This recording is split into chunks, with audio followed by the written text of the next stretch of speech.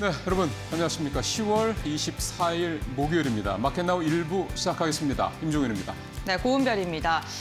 SK 실적이 발표가 됐습니다. SK 하이닉스의 실적이 발표가 되니까요. 이제 진짜로 실적 시즌이 찾아왔구나라는 생각이 드는데요. 예, 삼성전자 때 조금 아쉬웠었던 어떤 그런 부분이 오늘 SK 하이닉스가 시장 예상치, 시장 컨센서스를 뛰어넘는 7조 원의 영업이익을 달성했다는 소식으로 충분히 상쇄되는 느낌마저 듭니다. 네, 그렇습니다. SK 하이닉스는 3분기 영업이익이 3분기 기준으로 했을 때 역대 최대 실적을 달성했고요. 3분기 매출 같은 경우에는 17조 5천억 원, 그리고 영업이익 7조를 달성하는 데 성공을 했습니다.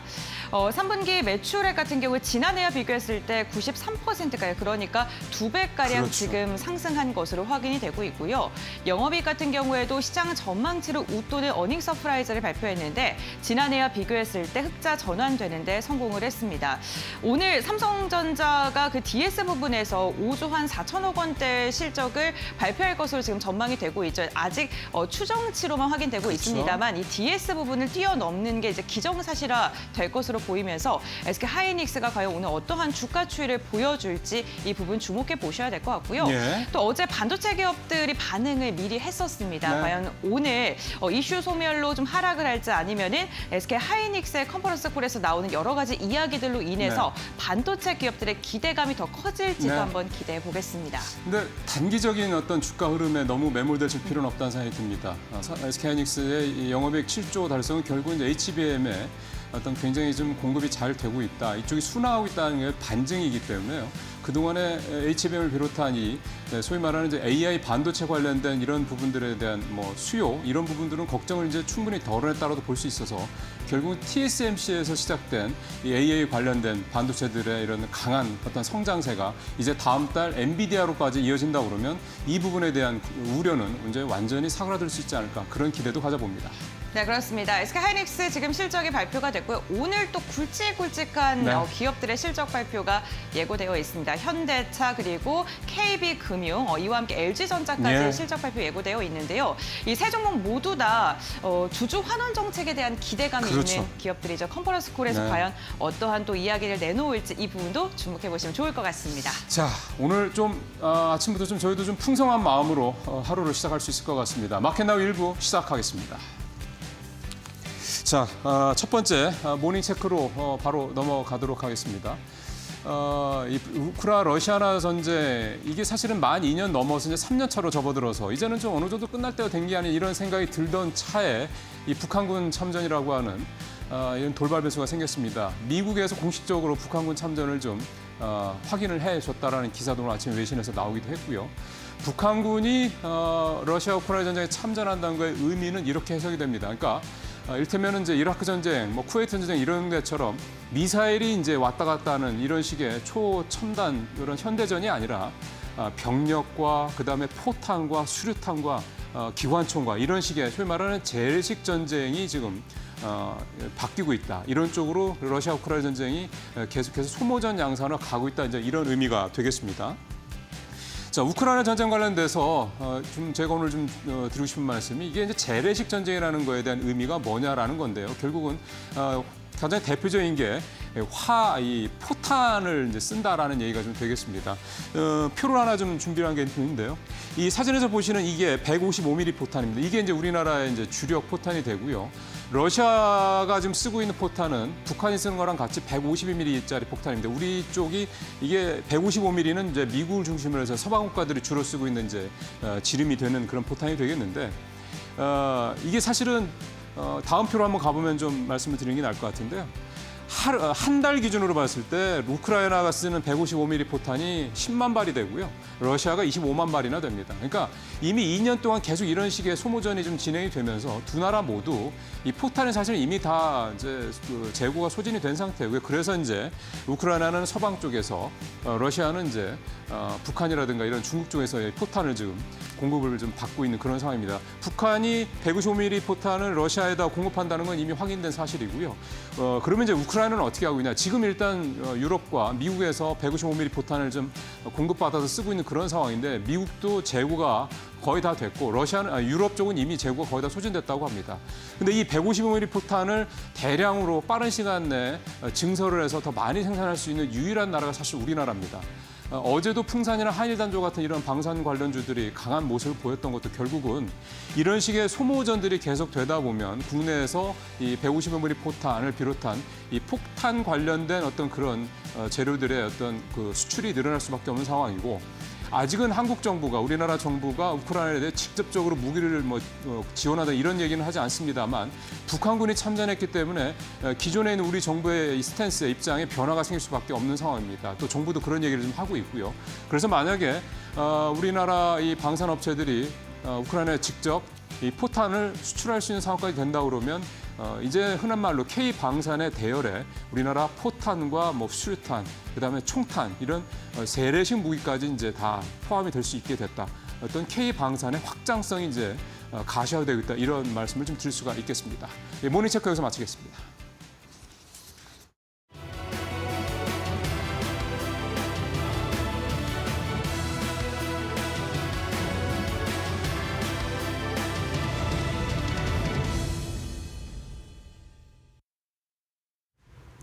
간밤 뉴욕 증시는 다시 한번 부진한 모습을 이어갔습니다. 그래도 어제까지는 혼조세를 보이면서 서로 엇갈린 방향성을 가리켰지만 오늘은 3대 지수가 일제히 하락을 했고요. 특히 나스닥이 1.6%의 급락을 보이기도 했습니다.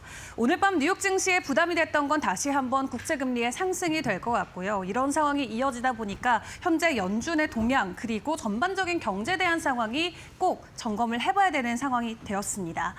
경제 동향 보고서로 불리는 베이지북 간밤에 발표가 됐죠. 통상 FOMC 2주 전에 미리 발표가 되는 지표인데 지금까지 9월의 고용 보고서라던가 소매 지표를 확인을 했을 때 이 하드 데이터들은 나름 경제 견조함을 보여왔어서 시장도 자신감을 가지고 있었는데 이 발표된 연준의 베이지북을 확인을 해보니까 실제 경제 안에서 이 체감자들의 체감표는 조금은 다른 것처럼 보여졌습니다. 크게 좋다도 나쁘다도 아닌 말 그대로 뜨뜻미지근한 반응이 나온 건데요. 지난 7주 동안 경제 활동에 큰 변화가 없었다라고 전반적인 평가를 내렸고 고용과 관련해서는 이직률은 낮고 해고도 제한적이었다라는 코멘트가 나왔습니다. 조금 더 강력하게 경제에 대한 자신감을 불어주는 코멘트들이 나오지 않았다라는 부분에서 다소 실망 매물들이 간밤에 추가적으로 나왔을 수도 있고요. 그렇다 보니까 빅테크 관련주들의 주가 하락이 조금 더 시장에서는 크게 드러나기도 했습니다. 애플 같은 경우는 AI 인텔리전스 드디어 공개를 했습니다. 다음 주에 본격적으로 출시를 한다는 소식을 가지고 왔지만 그럼에도 불구하고 현재 주문량이 1,000만 대 정도 줄어들었다라는 소식이 함께 전해지면서 주가는 되려 2%대 하락을 보였고요. 엔비디아 같은 경우도 젠슨항 CEO가 직접 블랙웰 이 수요와 관련돼서 다시 한번 코멘트를 남겼지만 지금까지 보여줬던 주가 상승에 대한 이 하락분을 보여주면서 간밤 엔비디아도 3% 가까운 가격 하락이 나왔습니다. 그리고 테슬라는 실적 발표를 앞두고 5거래일 연속으로 하락세를 보였죠. 간밤에도 2% 정도 하락폭을 키웠지만 발표 이후 시간대에서는 두 자릿수 이상 급등 흐름이 나왔다라는 부분도 체크를 해보시면 좋겠습니다. 그리고 간밤 국제 유가와 금값도 모두 일제히 1%대 하락세를 이어가는 모습이 나왔는데요. 최근 국채 금리만 급등하고 있는 가운데 이러한 상황이 계속해서 이어지게 된다면 현재 수준에서 고평가가 돼 있는 대형주들은 단기적으로 부담을 받을 수밖에 없는 상황이다라는 코멘트도 나왔습니다. 간밤 뉴욕 증시의 분위기 크게 긍정적이진 않았는데 해당 여파가 오늘 국내 증시에는 어떤 방향성을 제시할지를 잘 살펴봐야 될 것 같은데요. 그래도 긍정적인 부분에 집중할 수 있는 것은 시간의 거래에서 발표가 됐던 테슬라의 실적이 될 것 같습니다. 매출 자체는 이 월가가 예상했던 컨센을 넘기지 못했지만 EPS가 시장의 예상치를 크게 웃도는 모습을 보였고요. 테슬라 실적 함께 바로 확인을 해보시죠. 이 EPS 같은 경우도 시장의 예상치를 크게 웃도는 모습이 나왔습니다. 0.58달러에서 0.72달러, 실제로 전년 동기 대비 9%의 증가폭을 보였고 매출 같은 경우도 전년 동기 대비 8%의 증가폭을 보이면서 이 정도만 해도 시장에서는 상당히 만족하는 수치가 나왔다는 평가를 받고 있습니다. 무엇보다도 영업이익률이 크게 개선된 부분이 긍정적으로 시장에 작용이 됐는데요. 지난 4분기부터 최근 1년 동안의 이 동향을 보시면은 지속적인 한 한 자릿수의 영업이익률 기록을 했다가 이번 3분기에는 10%를 상회하면서 두 자릿수 이상의 영업이익률을 챙겨왔고요. 그렇다 보니까 최근에 어느 정도도 주가 되돌림이 나왔었던 2차전지 관련주들 이제 지금까지 억울함을 조금 풀어낼 수 있지 않을까. 어제도 상승을 보였는데 오늘도 추가적인 상승의 탄력이 되어주지 않을까 지켜보시면 좋을 것 같습니다.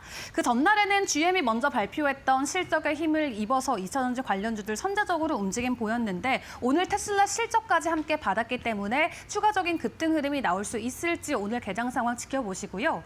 그리고 전기차 캐즘과 관련돼서 약간은 우려를 해소할 수 있는 여러 가지 데이터들이 계속해서 나오고 있습니다. 지난 9월 한 달 동안의 세계 전기차 판매량도 30%나 급증했다라고 하고요. 특히 중국 안에서의 수치가 굉장히 가파르게 올라오고 있는 상황인데요. 전년 동기 대비해서는 50%가 넘게 더 많은 전기차가 판매됐다는 수치가 한번 확인이 된 만큼 오늘 2차전지 관련주들의 추가 상승도 함께 챙겨보시면 좋을 것 같습니다. 증권가에서는 관련해서 2차전지 관련주 안에서의 탑픽으로 LG 에너지솔루션을 꼽고 있고요. 25년 들어서 회복세가 가장 기대되는 기업으로 선정을 해주기도 했습니다. 여러 가지 기대감을 갖고 오늘 개장 앞두고 있는 상황인데요. 간밤 뉴욕 증시의 부진은 다소 부담으로 작용될 수는 있겠습니다만 기업들의 호실적과 함께 오늘 국내 증시 다시 한번 빨간불을 켜내줄 수 있을지 이데일리 TV와 함께 계속 점검해 보시길 바라겠습니다.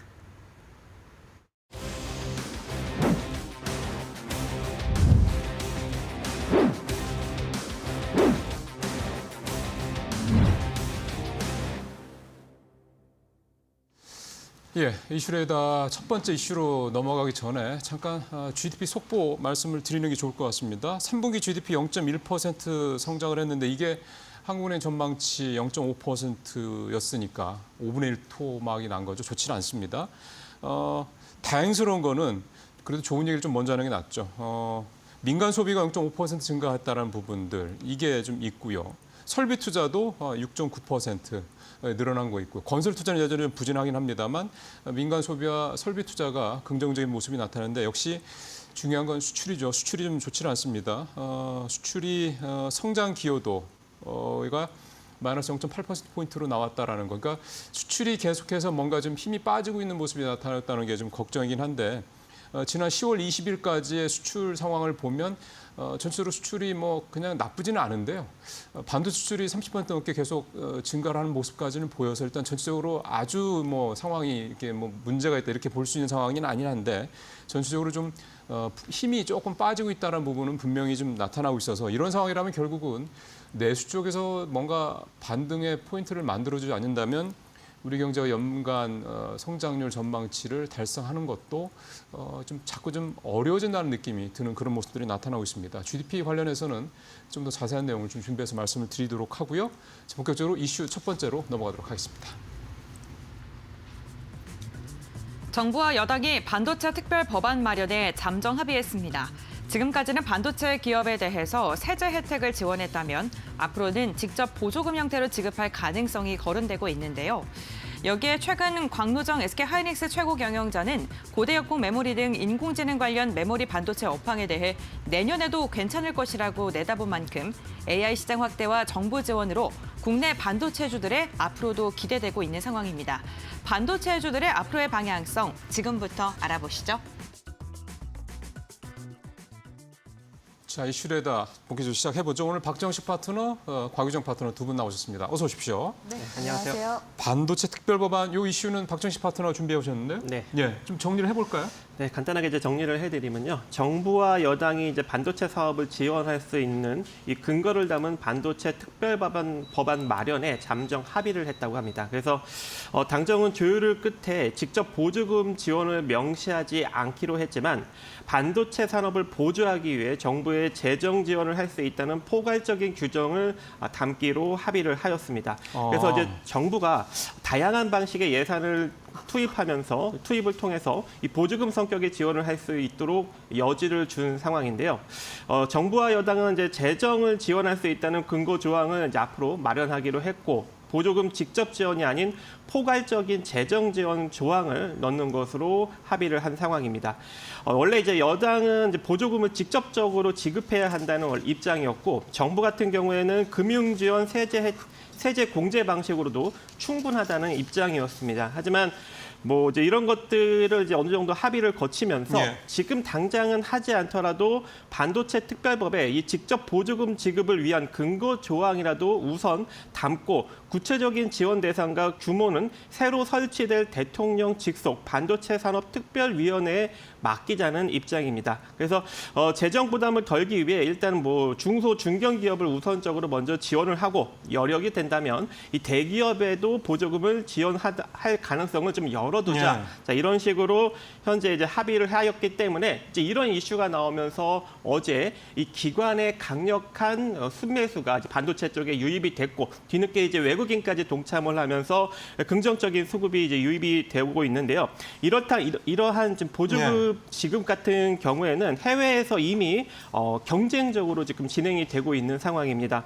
미국은 지난 이제 2022년 반도체법을 제정해서 미국 내 설비 투자를 장려하고 미국 공장을 짓는 기업에 반도체 생산 보조금 390억 달러를 일단 지원한다라고 발표를 하였고 연구개발 지원금도 132억 달러로 합산 총 5년간 527억 달러, 한국 돈으로 한 71조 네. 4천억 정도를 지원한다라고 이제 발표를 하였는데 이미 이제 미국 상무부가 이제 지난달 반도체법에 따라 폴라 반도체에 1,636억 원 보조금을 이제 지급을 한다라고 했고 그 다음에 이제 15일 날 반도체 기업 이제 울프 스피드에 7억 5천만 달러, 대략 한 네. 1조 원 정도 보조금을 지급한다는 것을 확정을 하기도 했습니다. 그래서 이제 본격적으로 이제 보조금 지급 경쟁이 이루어지고 있는 상황인데요.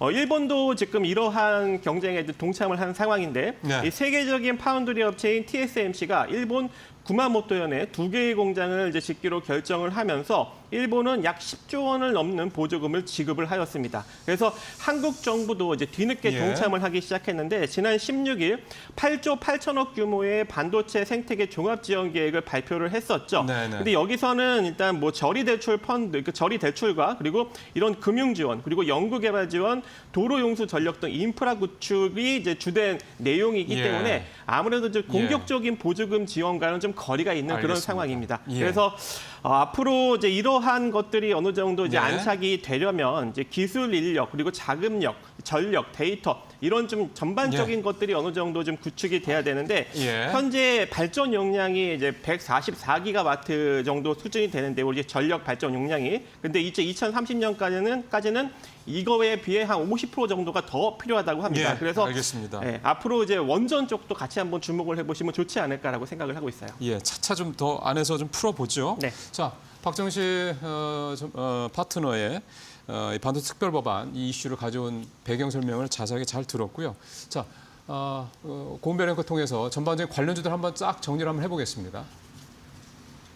네, 반도체 관련 기업들의 최근 흐름 살펴보도록 하겠습니다. 우선 SK 하이닉스를 빼놓을 수 없을 것 같습니다. 오늘 역대급 실적을 발표했는데요. 시장 전반치 매출액이 18조가량이었고요. 그리고 영업이익 같은 경우에는 6조 4천억 원 가량이었습니다. 그런데 SK 하이닉스가 매출액은 17조 5천억 원, 그리고 영업이익은 시장 예상치를 뛰어넘는 역대 최대 실적을 달성을 했는데요. 지금 매출액은 시장 전망치를 하회했고 영업이익 같은 시장 전망치 웃돈 것을 본다면 HBM 그러니까 AI 반도체의 마진율이 그만큼 좋다는 것을 반증한다라고 볼 수 있을 것 같습니다. 특히나 광노정 CEO가 최근 인터뷰를 통해서 HBM3 이 12단에 대해서 지금 원래 예상했던 대로 출하할 것이다라고 이야기를 했고 이와 함께 AI 관련된 반도체 시장 성장성 여전하고요. 오히려 범용 반도체의 성장성은 둔화되고 있다라는 직접적인 언급을 했습니다. 그러한 만큼 엔비디아 향해 지금 출하가 지속적으로 기대되는 SK 하이닉스와 삼성전자의 앞으로의 차이가 또 얼마만큼 벌어질지 이 부분 좀 체크해 보셔야 될 것 같습니다. SK 하이닉스 우선 어제도 그 기대감이 미리 반영이 됐습니다. 4% 이상의 강세를 보이면서 다시금 20만 닉스를 향해 도전하는 움직임이 나타났고요. 삼성전자 오랜만에 반등이 나왔습니다. 다만 어제 그러니까 전거래일에도 외국인을 이탈을 하면서요. 31거래일 연속 외국인의 이탈이 지속적으로 나왔는데요. 기관이 시장이 저점에서 매수 포지션을 취하면서 주가를 좀 들어 올렸습니다. 다만 아직도 육만전자를 하회하는 움직임이 아쉬운 상황입니다. 이와 함께 SK하이닉스와 짝꿍으로 엮이는 게 대표적인 기업 TC본더 기업이죠. 한미반도체입니다. 그런데 한미반도체의 대항마로 지금 주목을 받는 게 하나인더스트리 리얼 솔루션즈겠죠. 그런데 이 솔루션즈가 최근에 지난주였죠. TC본더의 통과가 실패했다라는 소식이 전해지면서 주가가 급락을 했었는데 어제 다시금 기대감이 반영되면서 14%가량의 급등세가 나왔습니다. 한화그룹주들이 과연 SK하이닉스와 협업을 이어갈 수 있을지 이 부분도 주목해 보셔야 될 것 같고요. 엔비디아 향 호재로 인해서 반도체라기보다는 AI 소프트웨어 관련 기업 라온피플도 어제 급등했습니다. 14%가량의 강세를 보이면서 5,200원대의 종가를 체결하는 데 성공을 했습니다. 장비 관련 기업들도 반응을 한 것으로 보이는데요. 반도체 관련 기업들 정말 많습니다. 그렇다면 이 가운데 우리는 어떠한 종목을 눈여겨봐야 될까요? 지금부터 알아보시죠. 예, 결국 박정희 전무가 이제 오늘 어떤 종목을 가져왔는지 이게 사실 제일 궁금합니다.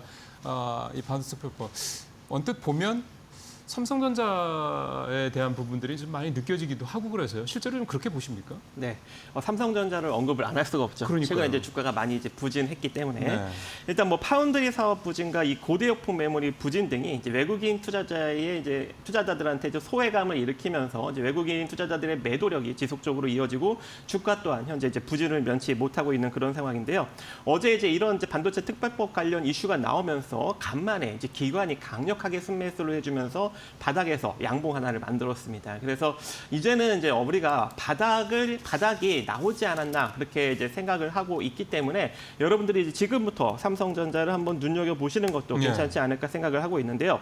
일단 지금 HBM4 즉 6세대 이제 고대역폭 메모리로 넘어가면서 이제 이 메모리가 이제 2026년부터 이제 상용화가 될 수 있는 가능성이 존재하는데 이제 여기로 넘어가면은 이제 파운드리와 이제 메모리 그리고 패키지까지 일괄 서비스하는 어떤 이런 삼성전자의 우위적인 측면이 충분히 이제 부각을 받을 수 있는 여력이 있다라고 생각을 하고 있습니다. 그래서 앞으로 이제 삼성전자는 이제 2025년부터 이제 이러한 것들이 어느 정도 시장에 좀 부각을 받으면서 주가가 이제 우상향으로 갈 수 있는 가능성이 있기 때문에 아무래도 지금부터 우리가 관심을 가져볼 필요성이 있을 것 같고 지난 2022년이었죠. 이때 이제 반도체 관련 종목들이 상당히 좀 부진한 측면이 있었는데 이때도 한 10월 정도에 저점을 다지고 그 다음 해로 넘어가면서 주가의 상승력이 강력하게 나왔던 적이 있습니다. 그래서 이번에도 마찬가지로 올 10월에 저점을 좀 형성을 한 다음에 내년부터 본격적으로 부각을 받을 수 있는 가능성이 있지 않을까 생각을 해보는데요. 일단 삼성전자가 지금 현재 기술적으로 내세우고 있는 것이 이 게이트 올 어라운드 방식인데요. GAA라는 방식인데 이것이 이제 2나노 공정으로 넘어가면서 본격적으로 더욱더 부각을 받을 수밖에 없을 것 같아요. 왜냐하면 기존의 이제 핀팩 기술을 구사한 이제 TSMC도 이제 2나노 공정부터는 이 GAA 방식으로 넘어간다라고 지금 발표를 한 상황이기 때문에 이미 이제 삼성전자 같은 경우에는 3나노부터 이 기술을 적용해서 아무래도 이제 2나노 공정으로 넘어가면 TSMC보다 훨씬 수율적으로 우위를 점하지 않을까 그렇게 생각을 하고 있는 상황입니다. 그래서 HBM3E까지는 아무래도 이제 삼성전자가 좀 밀릴 수 있는 가능성이 있습니다. 왜냐하면 이미 이 TSMC랑 이제 SK하이닉스가 앞으로 이제 블랙웰 한마디로 엔비디아의 최신 AI 칩이죠. 이 블랙웰의 어떤 그 물량을 충분히 이제 합의를 해서 공급을 현재 정해놓은 상황이기 때문에 여기서 이제 메인 물량을 가져오긴 좀 어려울 것 같고 HBM4부터 이제 기회로 작용할 가능성이 매우 높다라고 보고 있고요. 또 최근 이제 엔비디아랑 TSMC가 좀 사이가 좀 틀어졌다는 또 언론 보도가 일정 부분 나오면서 이 삼성전자랑 엔비디아가 이제 협력을 하면서 새로운 게임용 이 GPU 그래픽 처리 장치 생산을 맡기는 것을 현재 고려하고 있다라는 또 긍정적인 이슈도 최근에 나오고 있습니다. 그래서 이러한 문제까지 만약에 다 긍정적으로 잘 처리가 된다면 삼성전자가 본격적으로 반등할 수 있는 계기가 있지 않을까 생각하고 있습니다.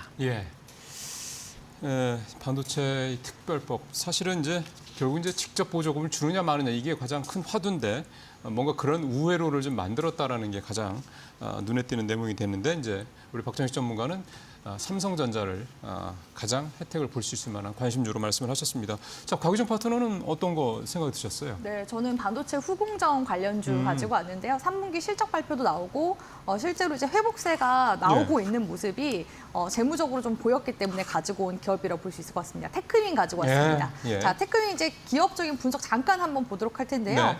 사실 테크윈의 매출액을 보시면 2023년도 정말 많이 줄었습니다. 하지만 올해 이제 예상 컨센서스 보시다시피 작년보다 매출액도 지금 회복이 될 것으로 기대가 되고요. 영업이익 역시도 작년에는 32억 수준이었지만 올해는 264억 수준으로 계속해서 회복세가 지금 나오고 있는 중에 있다라고 보시면 좋을 것 같습니다. 3분기 지금 그 컨센서스뿐만 아니라 지금 실적도 나온 상황인데요. 나왔어요? 3분기 때? 네네네. 지금 보니까 3분기 영업이익이 지금 62억을 기록을 해서 지금 전년 동기 대비해서는 흑자 전환된 수치라고 보시면 좋을 것 같습니다. 네. 같은 기간 매출액 역시도 467억 원으로 92% 정도 늘었다고 지금 이렇게 나온 상황이라고 볼 수 네. 있을 것 같고요. 사실 이렇게 지금 테크윈이 실적의 회복세가 나오는 거는 다 마이크로향 그 매출에 대한 부분 때문이라고 볼 수 있을 것 같습니다. 예. 사실 이제 종합반도체 기업들 같은 경우에는 이렇게 매출 실적도 줄고 업황이 부진하게 되면 후공정 쪽에 영향이 바로 미치게 되어 있거든요.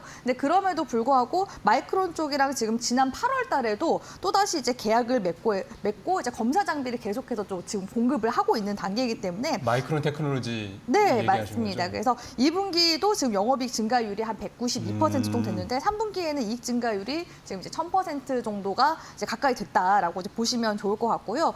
지금 이제 테크윈 같은 경우에는 모멘텀도 지금 있는 상황이라고 볼 수 있는 게 지금 뭐 메모리 핸들러 검사 장비를 주력으로 만들고 있지만 향후에 지금 AI와 HBM을 겨냥한 큐브 프로버라는 장비를 만들고 있는데 예. 4분기 원래 이제 납품 예정입니다. 그래서 이게 이 뭐예요? 관련 소식이 이게 검사 장비거든요. 아, 이것도? HBM 네, 관련해서 검사하는 그 장비라고 보시면 좋을 것 같은데 이게 4분기 경에 이제 납품을 지금 예상하고 있다. 증권가 쪽에서 예상하고 있다라고 하고 있습니다. 그래서 네. 관련 소식이 나오는지 한번 보셔야 될 것 같고요. 지금 다른 HBM 제조사 관련해서도 두 곳과 지금 큐브 프로버 도입을 지금 협의하고 있는 단계라고 하니까 관련한 모멘텀 하반기 중에 이제 남은 이제 하반기 중에 나오는지 우리 시청자분들이 주목을 해보셨으면 좋겠고요. 지금 주가상의 움직임 또한 이제 전거래를 지금 기점으로 해서 주가가 살아나고 있는 모습들도 그러게요. 예. 네, 관측이 되고 있거든요. 얼마 전까지만 해도 투자 경고 종목이었다가 이제 주의해서 이제 풀렸습니다. 네. 그래서 이런 투자 제한에 대한 부분들도 지금 풀렸기 때문에 지금 현재 구간이 다시 이제 낙폭 이후에 횡보 중이거든요. 그래서 이 횡보 구간대만 이탈하지 않으면은 좀 상방으로 주가가 좀 올라간다 하더라도 5만 원 구간대까지 회복세 나오는 거 보면서 네. 다시금 랠리가 펼쳐지는지 우리가 살펴볼 수 있는 그런 구간이기 때문에 테크윈 지금 시점에서는 우리 시청자분들이 충분히 또 주목해볼 네. 수 있을 만한 그런 후공정 관련 장비 기업이라고 보고 있습니다. 최근 저점이 지난번 저점보다 위에서 형성된 걸 보니까 그 추세적으로는 조금 우상향 쪽으로 좀 모양이 좀 만들어지고 있다는 게 차트상으로도 좀 느껴지는군요. 곽유정 파트너는 반도체 특별법 요 관련된 수혜 종목으로 테크윈 이 후공정 장비업체 말씀을 좀 해주셨습니다. 자, 반도체 특별법 얘기 좀 마치고요. 이제 두 번째 이슈로 넘어가 보겠습니다. 한국수출입은행이 우크라이나 정부와 고속철 ESS 송변전 사업 지원에 관한 논의를 진행했습니다. 양국 정부는 기관과 민간 기업 등이 참여하는 실무회의를 통해 철도, 공항 등 교통 인프라 분야에서 공동 프로젝트를 발굴하고 수행을 지원할 예정인데요. 이달 초에는 우크라이나가 수은이 자국에 1억 달러 규모로 대출을 주기로 했다고 밝힌 바도 있습니다. 이러한 소식들 우크라이나 재건 사업 시장 진출을 노리는 우리 기업들에게 마중물 역할을 할 수 있을까요? 지금부터 알아보시죠.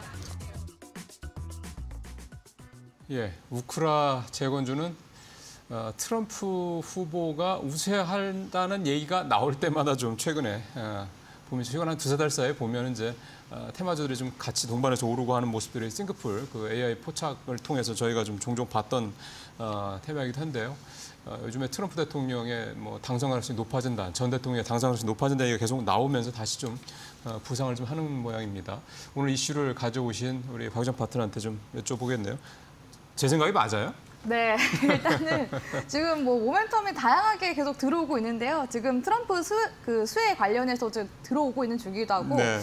이 우크라이나 재건 이슈가 지금 들어온 지는 지금 뭐 한 2년 정도 지금 넘어가고 있죠. 그러네요. 왜냐하면은 지금 우크라이나 러시아 전쟁이 지금 거의 한 3번째 겨울을 맞고 있는 예, 3년 차 중이거든요. 들어갔어요. 그렇기 네. 때문에 항상 이런 전쟁 이슈가 또 있을 때마다 또 확전 양상으로 갈 때마다 또 아이러니하게 이런 재건 관련 이슈도 같이 그렇죠. 들어오는 흐름이 국내 증시에서 좀 잡히더라고요. 그래서 얼마 전에 보니까 그 한국수출입은행이 1,000억 정도 규모로 우크라이나 정부 쪽에 차관을 해주겠다, 그러니까 돈을 빌려주겠다라는 예. 이제 관련 이슈가 나왔었는데 이게 이제 좀 빌드업이 된 건지 최근에는 조금 더 이제 디벨롭이 돼서 지금 이제 우크라이나 정부와 고속철과 ESS, 그러니까 에너지 저장 장치죠. 그리고 송변전 사업 지원에 대한 지금 논의를 진행을 하고 있어서 지금 앞서 앵커님 말씀하셨던 것처럼 한국 기업들에게 있어서는 글쎄요. 마중물 역할을 하게 될 예. 가능성이 굉장히 높다라고 볼 수 있을 것 같고요. 예. 이제는 실무 회의를 통해서 계속해서 이제 구체적으로 들어가는 거죠. 철도나 뭐 공항, 교통 인프라 이런 이제 그렇죠. 부분에 있어서도 공동 프로젝트를 이제 수행할 가능성이 지금 높아진 상황이고요. 또 얼마 전에도 지금 전력 인프라 재건 관련해서 한국 기업들이 기회를 잡을 수 있을까 이런 이제 이슈들이 계속 꾸준히 지금 나와주고 있는 상황이에요. 네. 그래서 우리 국내 기업들 중에서는 뭐 건설사들도 당연히 인프라 재건할 때 네. 수혜를 받을 수 있고 그리고 전력 송전망 이런 쪽도 당연히 다 수혜를 있잖아요, 볼 수가 우리. 있기 때문에 예. 네, 그런 쪽 관련해서 계속 이제 이슈가 들어오고 있는 중이다라고 볼 수 있을 것 같고요. 전력 인프라 같은 경우에는 우리 국내 그 시공 업체들이 유럽의 경쟁사들보다 가격 경쟁력이 있습니다. 네. 약 시공 가격이 80% 정도 수준인데다가 그리고 동남아시아 등의 신흥국 내 그런 사업들도 경험이 풍부한 것들이 그렇죠. 이제 강점이라고 이제 볼 수 있을 것 같고요. 외교적인 사실 배경으로 봤을 때도 중국 기업들의 참여 가능성이 희박하기 때문에 우리나라와 같은 기업들이 반사익 수혜를 볼 수 있지 않을까라는 그런 이야기들도 같이 들어오고 있는 상황이라고 볼 수 있을 것 같습니다. 사실 이제 국제적으로 우크라이나 재건 사업에 대한 관심도는 굉장히 높은 상황인데요. 지난 9월 달 같은 경우에는 바이든 대통령이 우크라이나 관련해서 추가 지원을 발표를 하기도 했었고요. 네. 미국을 비롯한 주 G7과 유럽 연합 등 30여 개의 국가와 기관들이 우크라이나에 대한 장기적인 복구 지원에 나설 것을 이제 골자로 해서 공동 선언문을 발표를 하기도 했었습니다. 그래서 향후 앞으로 우크라이나 재건 비용 관련해서는 전체적인 시장 규모가 최소 270조에서 640조에 육박할 것으로 지금 예상이 되고 있는데요. 이미 지금 러시아 침공으로 인해서 우크라이나 총 생산량의 약 한 30% 정도 가량이 지금 영향을 받은 데다가 전력 소비량 역시도 지금 3분의 1 정도 수준으로 감소가 된 상황이라고 볼 수가 있겠습니다. 파괴된 주택 가치만 하더라도 뭐 공장이나 발전소 이런 거 다 포함하면 60조가 지금 넘어가는 상황이거든요. 그렇죠. 뭐, 예. 그렇기 때문에 우크라이나 재건 관련해서 틈틈이 테마가 들어올 때마다 우리 청자분들 또 트레이딩 관점으로도 볼 수 있는 그런 관련 섹터인 만큼 관심도는 저는 계속해서 유효하다고 보고 있습니다. 변수는 그거네요. 북한군 참전해서 이게 이제 끝나야 되는데 이제 계속해서 이게 전쟁이 계속해서 이제 이어진다. 2년, 3년 더 이렇게 이어진다면 이 부분이 사실 우크라이나 재건주 관련해서는 가장 큰 변수가 되지 않을까 싶은데 현재서 어쨌든 뭐 트럼프 전 대통령이 재선이 될 경우 뭔가 또 변화가 있지 않겠다. 사실 그렇게 외교가에서는 또 보고 있다는 그런 말씀도 좀 드려보겠습니다. 우크라이나 재건주 한번 쭉 총정리 해보죠. 곤변 앵커.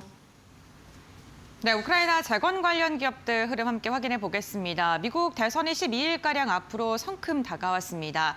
이럴 때 트럼프 전 대통령에 대한 이야기가 나올 때마다 우크라이나 재건 관련 기업도 움직이고 있고요. 우크라이나 이슈 아직도 현재 진행 중인 만큼 관련 기업들이 순환매를 돌면서 움직임 나오고 있습니다.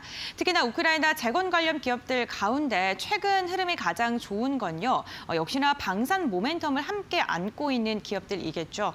대표적으로 스페코 같은 경우 전일 6%가량 차익 매도 물량이 나왔지만 최근 추세 흐름을 보게 된다면 굉장히 좋은 강한 상승이 나왔었습니다. 대표적으로 시가총액이 조금 작긴 하지만 방산 관련 모멘텀까지 엮여 있는 기업이고요. 현대건설, 현대그룹주 같은 경우에는 우크라이나와 함께 적극적으로 재건 관련 사업에서 체결 소식이 전해 오는 기업들이기도 하죠. 현대건설 2%가량 빠지긴 했습니다만 어제만 빠졌고요. 최근 흐름을 보게 되면 그래도 견조한 움직임 나타났습니다. SI스틸텍 같은 경우에 데크플레이트 관련된 모멘텀으로 최근 시장에서 주목을 받았습니다. 보합권에서 마감을 했었는데 직전 거래일에 슈팅이 나왔고 이번 주 내내 좀 긍정적인 흐름이 이어지고 있다는 게 특징적입니다. SC 같은 경우에는 아스콘에 대한 기대감 속에 전에 슈팅이 나왔습니다. 9%가량의 강한 상승이 이어졌고요. DID 같은 경우 0.2%가량의 오름세가 확인이 되고 있습니다. 다만 우크라이나 재건 관련 기업들 최근 흐름을 쭉 확인을 해보니까요. 기존에 강한 상승을 보였던 뭐 데모라던가 DID 같은 경우에는 움직임이 그렇게 강하게 뚜렷하게 나오지 않았고요. 오히려 방산과 함께 더블 모멘텀을 안고 있는 기업을 중심으로 해서 이슈가 생기면서 좀 강한 상승이 나온 것으로 확인이 되고 있는데요. 그렇다면 우크라이나 재건 관련 기업들 가운데 우리가 어떠한 종목을 눈여겨봐야 되는지 전문가의 시각에서 바라보도록 하겠습니다. 예. 사실 이게 이제 테마로 엮이다 보니까 실체가 있는 종목과 그냥 곁다리로 붙어서 가는 편승하는 종목 간의 옥석가리는 분명히 중요합니다. 그래서 이제 우리 곽유정 파트너가 생각하시는 종목이 어떤지 상당히 궁금하네요. 어딥니까? 네, SG라는 기업을 가지고 왔는데요. 일단 지금 최근에 트럼프 트레이드 때문인지 모르겠지만 미국에서 그 산업재에 투자하는 ETF 같은 경우에는 지금 최근 들어서 2%에서 많게는 지금 7%대까지 상승세가 나오고 있다고 하더라고요. 그래요? 근데 네. 사실 우리 국내 증시에서도 최근에 그러니까 특히 이번 주 같은 경우에는 SG와 SY 스틸텍이 주가 상승세가 조금 예. 더 강하게 나오기도 했었거든요. 이 근데 두 회사가 조금 이 우크라이나 재건주 관련해서는 조금 대장주라고 해야 되나요? 좀 주도주 이렇게 얘기를 해도 됩니까? 대장주가 지금은 조금 바뀌어서 그렇게 가는 것 같거든요. 왜냐하면 테마 쪽은 항상 대장주의 손바뀜이 일어납니다. 방산 쪽도 최근에 보면 한일단조가 대장 역할을 하고 있잖아요. 그렇죠. 과거에는 방산, 중소형 방산주 하면 빅텍이었었는데 맞아요, 맞아요. 이런 스펙콤 이런 회사 것처럼 들었는데. 네네, 테마주의 손바뀜이 지금 일어나고 있는 시점이다라고 보시면 좋을 것 예. 같고 옥석 가리기 필요하다고 말씀 주셨는데 SG 같은 경우에는 실제로 또 실체가 있는 그런 기업이라고 볼 수 있을 것 같습니다. 이 기업이 네. 아스콘 제조와 판매를 주요 사업으로 영위하는 기업이기도 한데요.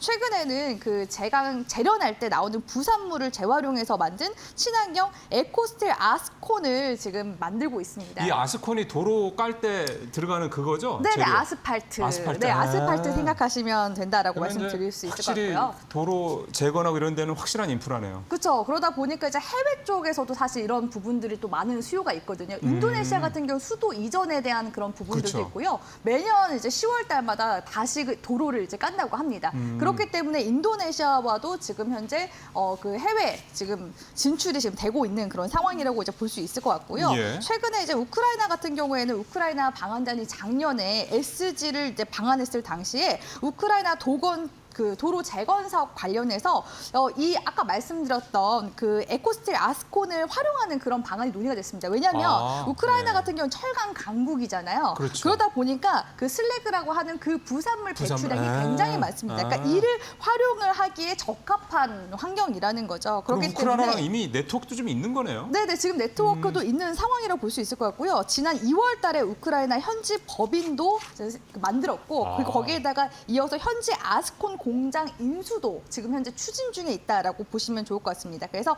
우크라이나 도로 재건 관련해서는 이미 지금 2건의 수주 계약을 지금 체결한 그런 상황이라고 볼 수 있어서 네. 지금 현재 이런 도로 재건 사업 착수를 위한 제반 절차가 순조롭게 진행 중이다라는 관점에서 SG가 확실히 좀 실체가 있는 그런 이제 기업이라고 볼 수 있을 것 같고요. 재무적으로는 어때요? 확실히 이제 그런 이제 부분들을 봤을 때 재무적인 부분들 보면은 아직까지는 지금 이제 막 이제 해외 진출한 상황이기 때문에 아직까지는 좀 적자가 있습니다. 왜냐하면 초기 투자를 했을 때는 적자가 좀 나올 수밖에 원래요. 없잖아요. 투자라는 게 그런 거니까. 네네. 예. 그렇기 때문에 이제부터의 그런 이제 성장세가 조금 더 중요하지 않을까라고 이제 보여지고요. 최근에 이제 차트 움직임 보면은 7월 달에도 강세 움직임이 강하게 나오기도 했었지만 유상증자 지금 이후에 오히려 주가가 더 강하게 갔었거든요. 왜냐하면 자금이 지금 많이 필요한 단계잖아요. 해외 그렇지. 진출을 위해서. 유상증자에서 주가가 올랐다는 얘기는 되게 시장에서 좋게 보고 있다는 얘기인데. 그렇죠. 네. 그렇기 때문에 또 근래 또 10월 들어서 다시금 또 주가가 반등이 나오고 네. 있는 시점이기 때문에 네. 다시금 이제 이전 정고점 구간대인 4,000원 구간대까지 한 번 더 밀어 올려주게 된다면 정말 말 그대로 이 우크라이나 재건 관련해서는 대장주로 등극하게 될 가능성이 굉장히 높기 때문에 SG 우리 시청자분들이 뭐 단기 네. 트레이딩을 하시거나 하시더라도 좋은 종목이라고 보고 있기 때문에 관심 있게 지켜보시길 바라겠습니다. 예, 그 재건 사업이라는 게 보통 몇 년에 끝나는 게 아니고요. 보통 5년, 적어도 10년 이상 계속 가는 사업이고 하다 보니까 특히 초창기 때 이런 도로 관련된 인프라 이런 부분에 있어서 그런 부분이 먼저 좀 시작이 되다 보니까 SG 같은 경우는 이제 그런 차원에서 이게 재건 사업이 시작만 된다 그러면은 상당히 좀 관심을 좀 받을 수 있을 만한 그런 회사인 건 분명한 것 같습니다. 자, 곽유정 파트너 SG 얘기를 해주셨고요. 자, 우리 박 전문가께서는 박 파트너께서는 어떤 회사 생각하세요? 네, 저는 이제 현대 에버다임. 건설 쪽. 그렇죠. 우크라이나 이제 재건 이슈가 나오면 꼭 이제 건설 장비 쪽이 좀 움직이는데 특히 이제 현대에버다임이 좀 강력한 흐름을 좀 보이더라고요. 그래서 현대에버다임을 여러분들한테 소개를 해드릴까 하는데요. 예. 일단 뭐 2022년, 2023년까지는 실적이 괜찮았는데 올해 다소 조금 이제 부진한 측면이 없지 않아 있습니다. 하지만 어차피 이쪽 섹터가 이제 이슈적으로 좀 움직이는 섹터이기 때문에 만약에 이제 이슈가 나오게 된다면 충분히 움직일 수 있을 것 같고 이제 이 회사가 이제 부각받는 이유가 이제 굴삭기용 어태치먼터, 즉 이 콘크리트를 이제 파쇄하는 유압 브레이커나 이제 유압 크러셔 같은 거를 만들거든요. 그래서 재건에 충분히 이제 도움이 될 수 있는 그런 장비를 만들고 있고 거기다가 이제 건설 현장에 이제 고층 건물을 이제 짓게 되면 타워 크레인도 좀 필요하겠죠. 그래서 그렇죠. 이제 타워 크레인도 아무래도 좀 긍정적으로 영향을 미칠 것 같고요. 거기다가 이제 고층 건물에 이 콘크리트를 좀 올려주는 이 콘크리트 펌프 트럭 이제 이런 것들을 이제 만들고 있기 때문에 이 재건 관련 이슈가 나올 때마다 조금 이제 강력하게 부각을 받고 있는 상황입니다. 최근에는 이제 매출 비중은 좀 적지만 이 중장비도 지금 일정 부분 만들고 있는데 이 중장비 쪽에 이제 제품 가격이 상당히 많이 좀 올라갔습니다. 그러겠죠. 그래서 네. 아무래도 이제 판매만 잘 된다면 매출과 영업이익이 증가될 수 있는 여력도 존재하다 보니까 한번 관심을 가져보시면 좋을 것 같습니다. 예. 굴삭기 관련된 뭐 이런 제품, 타워 크레인, 발전기 뭐 다 정말 뭔가 재건 사업이 펼쳐진다 그러면 반드시 필요한 그런 어떤 장비들 이런 걸 만드는 현대 에버다임 박정식 전무가 말씀을 좀 해주셨습니다. 자, 오늘 두 가지 이슈, 반도체 특별법, 그다음에 이 우크라이나 재건 이 두 가지 이슈 오늘 두 분의 전문가와 함께 말씀 나눠봤습니다. 오늘 말씀 잘 들었습니다. 고맙습니다.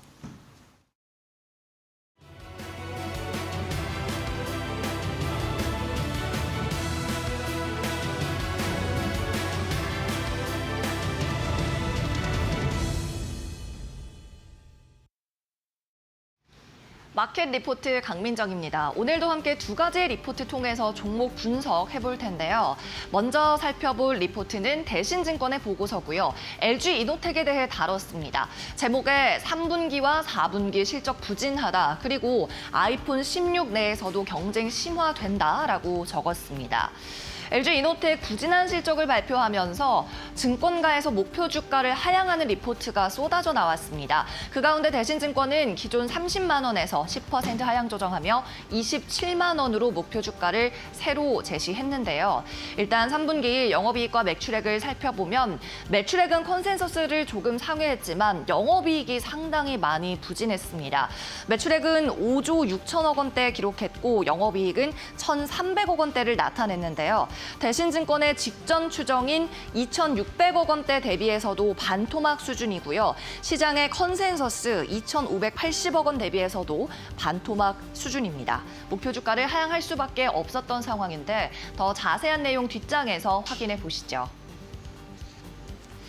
LG 이노텍의 매출 비중을 살펴보면 광학솔루션 부문에서 85% 이상 나오고 있습니다. 애플의 아이폰에 들어가는 카메라 모듈을 제작하는 사업 부문이기 때문에 이 광학솔루션의 매출과 영업이익이 전사 실적에 영향을 크게 주고 있는데요.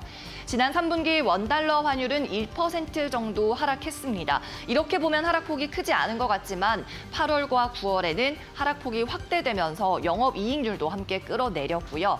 광학솔루션 부문이 부진할 수밖에 없었던 이유입니다. 광학솔루션뿐 아니라 기판 소재 그리고 전장 부품 부문에서도 매출액과 수익성이 함께 둔화되는 모습이 나타났고요. 여기에 따라 대신증권은 3분기뿐 아니라 4분기도 실적이 좋지 않을 것이라면서 종전 대비 하향 조정했습니다. 그리고 애플도 지금 수요가 불확실한 점이 지속되고 있습니다. 아이폰 16에 대해서 내년 상반기 생산 물량을 조정할 것으로 예상이 되는데요. 이 조정 발표는 연말, 그러니까 4분기 후반에 있을 것으로 예상되고 있습니다. 그렇다 보니 대신증권은 LG 이노텍에 대한 투자 의견을 중장기적으로 봐야 된다고 이야기하고 있습니다. 내년에 발표될 아이폰 17에 초점을 맞추고 비중을 확대할 거라면 중장기로 보라고 조언하고 있네요. 네, 계속해서 다음 리포트도 확인해 보겠습니다. 이번에는 메리츠 증권의 리포트고요. HD 현대마린솔루션을 다뤘습니다. 호실적과 배당 기대감이라면서 긍정적 의견을 드러냈습니다. 지난 3분기 마찬가지로 실적 발표를 했는데 매출과 영업이익률이 함께 상승하는 모습입니다. 영업이익률이 지난 1분기, 그러니까 올해 들어서 꾸준히 증가하며 이번 분기, 3분기에는 18.1%를 기록하는 호실적을 내놨고요. 매출액도 1분기부터 지속적으로 증가 추세에 있습니다. 매출액은 4,600억 원대를 기록했고 영업이익은 830억 원가량을 기록했습니다. 목표 주가와 투자 의견은 따로 매기지 않았고요. 더 자세히 살펴보도록 하겠습니다. 솔루션 부문별로 보면 일단 AM 솔루션 부문에서 매출액이 2,200억 원가량 나왔습니다. 가장 비중이 큰 부문이죠. 특히 캡티브 마켓향으로 Q가 증가했는데요. 즉 물량의 성장이 지속됐습니다. 뿐만 아니라 수익성도 함께 좋아졌는데 수익성이 좋은 제품인 DF 엔진의 비중이 확대되면서 P, 가격도 상승을 지속한 겁니다. 한마디로 호조세였다고 볼 수가 있겠죠. 또 친환경 솔루션 부문에서는 매출액이 440억 원가량 발표가 됐는데요. 2세대 개조 프로젝트 관련해서 공사가 진행되면서 매출이 성장하고 있습니다. 2세대란 온실가스 저감을 위한 사업을 의미합니다. 또 지난 실적 설명회에서 배당 성향 70% 달성 가능성에 청신호가 들어왔는데요. 계속해서 매출액이 성장하고 있고 또 일회성 요인이 발생할 가능성은 상당히 적은 상황이기 때문입니다. HD 현대 마린솔루션 앞으로 3년간 당기 순이익 50에서 70%가량 수준에 육박하는 배당금을 지급하겠다는 배당 정책을 발표했는데요. 여기에 더해서 순현금을 어떻게 활용할지도 고민하고 있습니다. AM 솔루션 부문의 경쟁력을 확보하기 위해서 기술 서비스 사업을 확대하거나 기자재 관련한 타기업을 인수하는 방안도 검토하고 있습니다. 네, 이상으로 마켓 리포트에서 살펴봤습니다.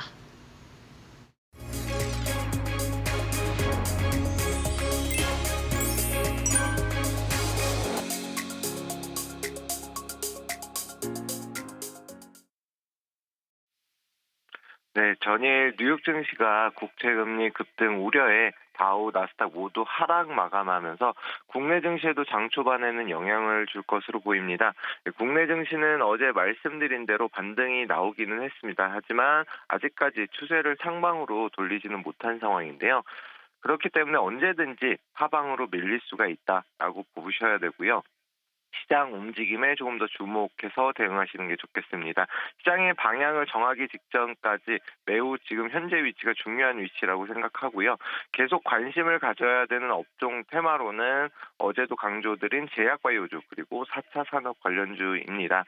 제약바이오주는 역시나 중장기적인 관점에서 저평가 중인 종목들 위주로 관심을 가지고 보시는 게 좋을 것 같고 전일도 아이큐어, 네이처셀 등 종목들이 급등이 나왔습니다. 앞으로도 제약바이오주의 움직임은 계속될 것으로 보이고 순환매가 이루어질 것이다 라고 말씀드리고요. 그리고 4차 산업 관련주 전반적으로 역시나 한번 살펴볼 필요가 있다라고 말씀을 드렸는데 하루는 드론이 상승하면 그 다음날은 2차 전지, 그 다음날은 양장 컴퓨터 이런 식으로 계속해서 순환매가 이어지고 있는 상황이기 때문에 관심을 가지고 보면 좋은 테마입니다. 오늘 말씀드릴 4차 산업 종목 중에는 LG 에너지 솔루션을 말씀드리는데요. 오랜 기간 동안 조정을 받았지만 최근 추세를 다시 돌리고 있는 상황이고 테슬라의 실적이 예상치를 상회하면서 수혜를 받을 것으로 보입니다. 또한 이제 글로벌 자동차 제조사인 스텔란티스와 합작 공장을 설립하면서 북미 영향력을 확대할 것으로 기대하고 있고요. 매출 역시 증가할 것으로 보고 있습니다. 매수가는 되도록이면 40만 원 이하로 진행하시는 게 좋고 일자 목표가는 44만 원 보고 진행하시면 좋은 결과가 있을 것으로 보고 있습니다. 이상으로 이데일리 이슈였습니다.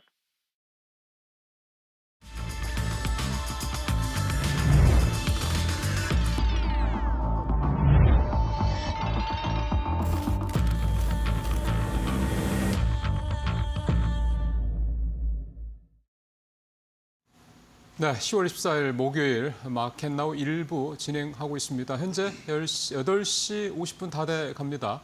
자, 오늘도 이제 마켓 스탠바이 시간으로 바로 넘어가겠습니다. 두 분의 또 전문가분들 모셨습니다. 박수범 대표, 신일섭 위원 나오셨습니다. 그리고 고은별 의원과 함께 하겠습니다. 안녕하십니까?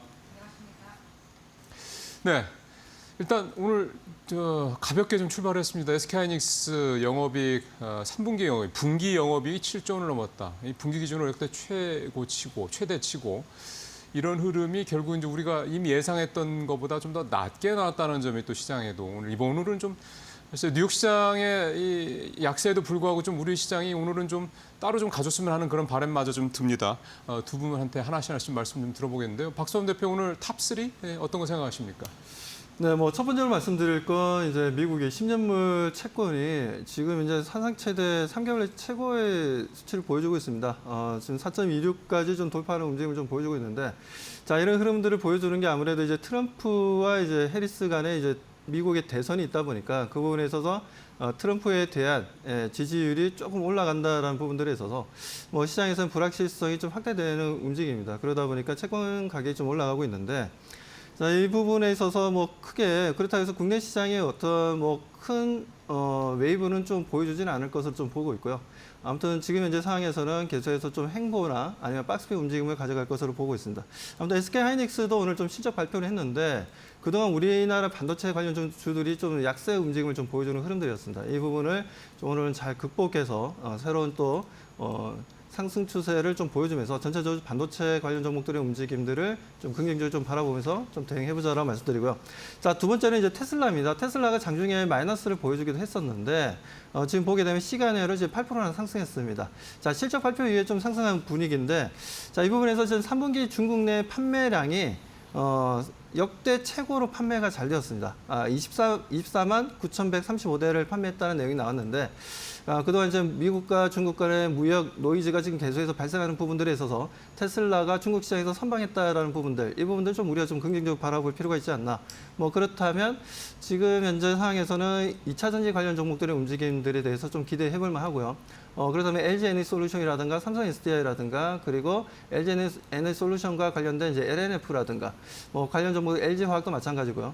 관련 종목들의 움직임들을 좀 기대해 보자라고 말씀드립니다. 자, 세 번째로 말씀드릴 건 자, 오늘 같은 경우에는 어떻게 보면 좀 뭐 폴란드 대통령과 국내에서 이제 정상회담이 있는데 이 부분에서 방산 그리고 방위산업 관련 주들에 대한 관심도 좀 높겠지만 그동안 좀 주가에는 좀 반영이 되었어요. 그렇기 때문에 오늘은 어느 정도 이제 새로운 현상이 좀 만들어지지 않겠냐라고 좀 보고 있고 어떻게 뭐 어제 오후장부터 좀 새로운이 좀 만들어지긴 했습니다.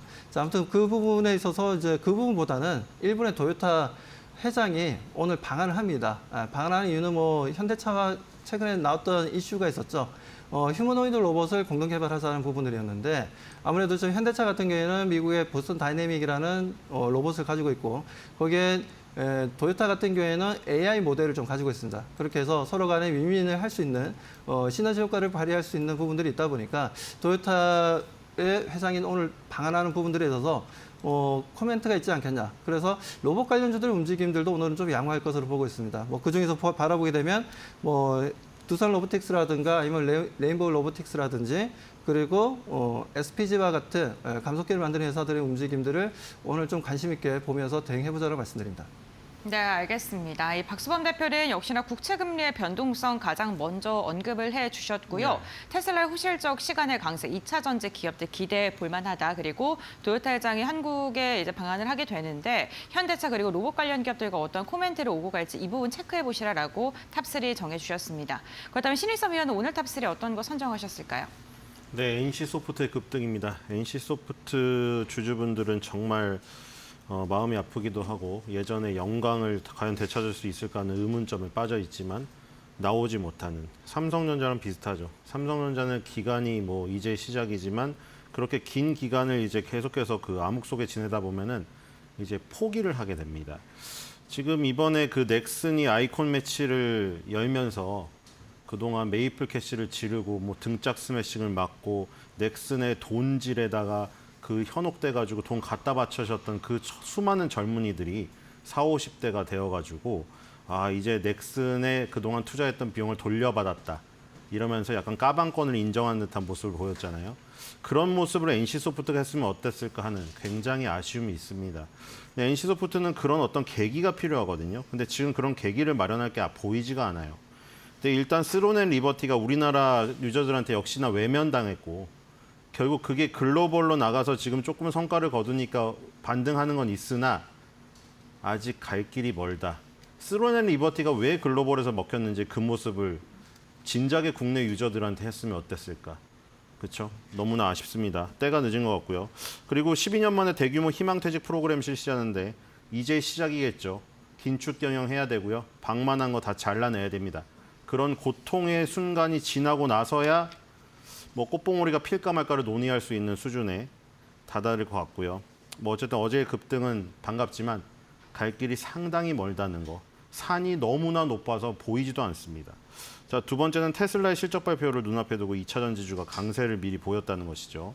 우리나라가 맨날 뭐 후발로 움직이고 세계 증시를 못 따라가고 뭐 러시아나 이스라엘 증시보다 못한 이런 상황 속에서 굉장히 좌절감에 빠져 있는데 이런 때는 또 먼저 움직입니다. 일단 국내 테슬라양 2차 전지 기업들이 강세를 보였고요. LG에너지솔루션, 포스코 퓨처엠이 급등했습니다. 제가 어제 그 바이오주의 전략 매도 의견을 드렸기 때문에 이제 다시 알테오젠의 그 어떤 치솟는 움직임이 좀 둔해진 이 틈을 타서 에코프로 BM 에코프로의 추격전이 다시 시작되는 어떤 계기가 될 수도 있다. 이렇게 보이고요. 세 번째는 프레스티 바이오 그룹의 급등세입니다. 뭐 이건 이제 각계 개별 격파식으로 움직이는 건데요. 프레스티지 바이오 그룹이 프레스티지 바이오 파마랑 프레스티지 바이오 로직스가 두 개가 상장되어 있는데 프레스티지 바이오 로직스는 지금 용량상으로 삼성 바이오로직스, 셀트리온에 이어서 3위입니다. 그러니까 캐파를 어느 정도 확보해 놨다는 얘기죠. 이제 이 고객사만 모으면 되는데 지금은 해외 고객사를 많이 확보하지 못했고 일단 프레스티 바이오 파마에서 생산하는 바이오 시밀러, 로슈가 만든 허셉틴의 특허 만료가 되고 나서 셀트리온이 허주마로 재미를 많이 봤죠. 허셉틴도 허주마에게 당했습니다. 결국 오리지널이. 그래서 이제 그 뒤 후속 바이오 시밀러들이 나오기 시작하는데 프레스티지 바이오 파마도 허셉틴의 바이오 시밀러를 개발했고 그 바이오 시밀러의 물량은 당연히 프레스티지 바이오 로직스로 떨어지겠죠. 그리고 아까 말했듯이 용량을 많이 확보해 놨기 때문에 이런 것들을 레퍼런스를 잘 쌓아서 박람회 같은 데 열심히 돌면서 셀트리온의 물량이 떨어지는 걸 봤던가 아니면 삼성 바이오로직스처럼 삼성 바이오로직스는 이미 20개 중에 17개 간가요? 다 거의 대부분을 삼성 바이오로직스에 맡기고 있죠. 다국적 제약사들이. 이런 것에서 하나만 따오더라도 굉장히 큰 움직임이 있을 가능성이 크다.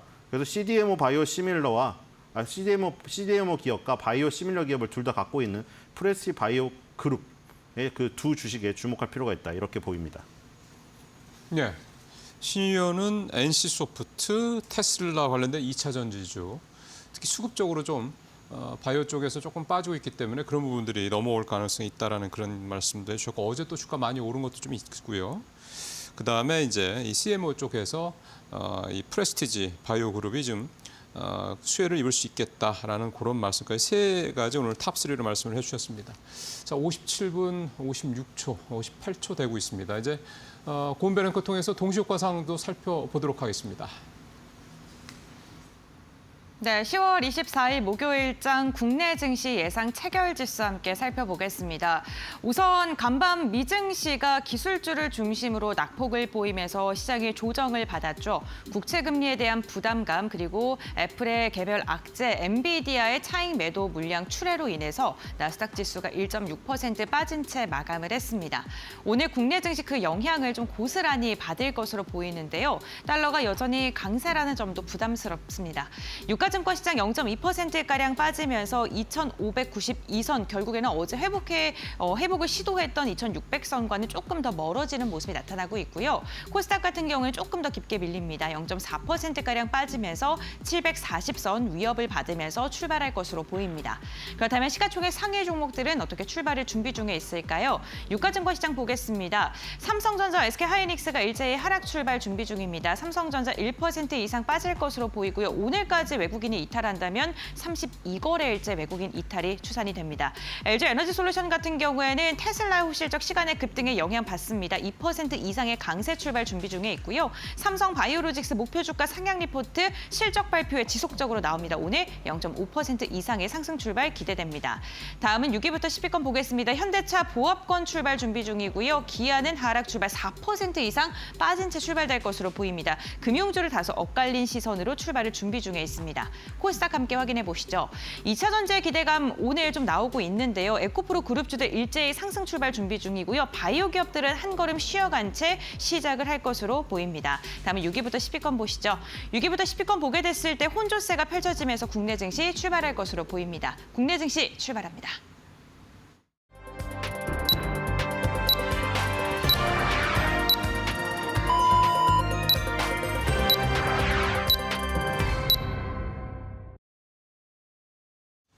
네, 10월 24일 목요일 우리 시장 지금 방금 시작이 좀 됐습니다.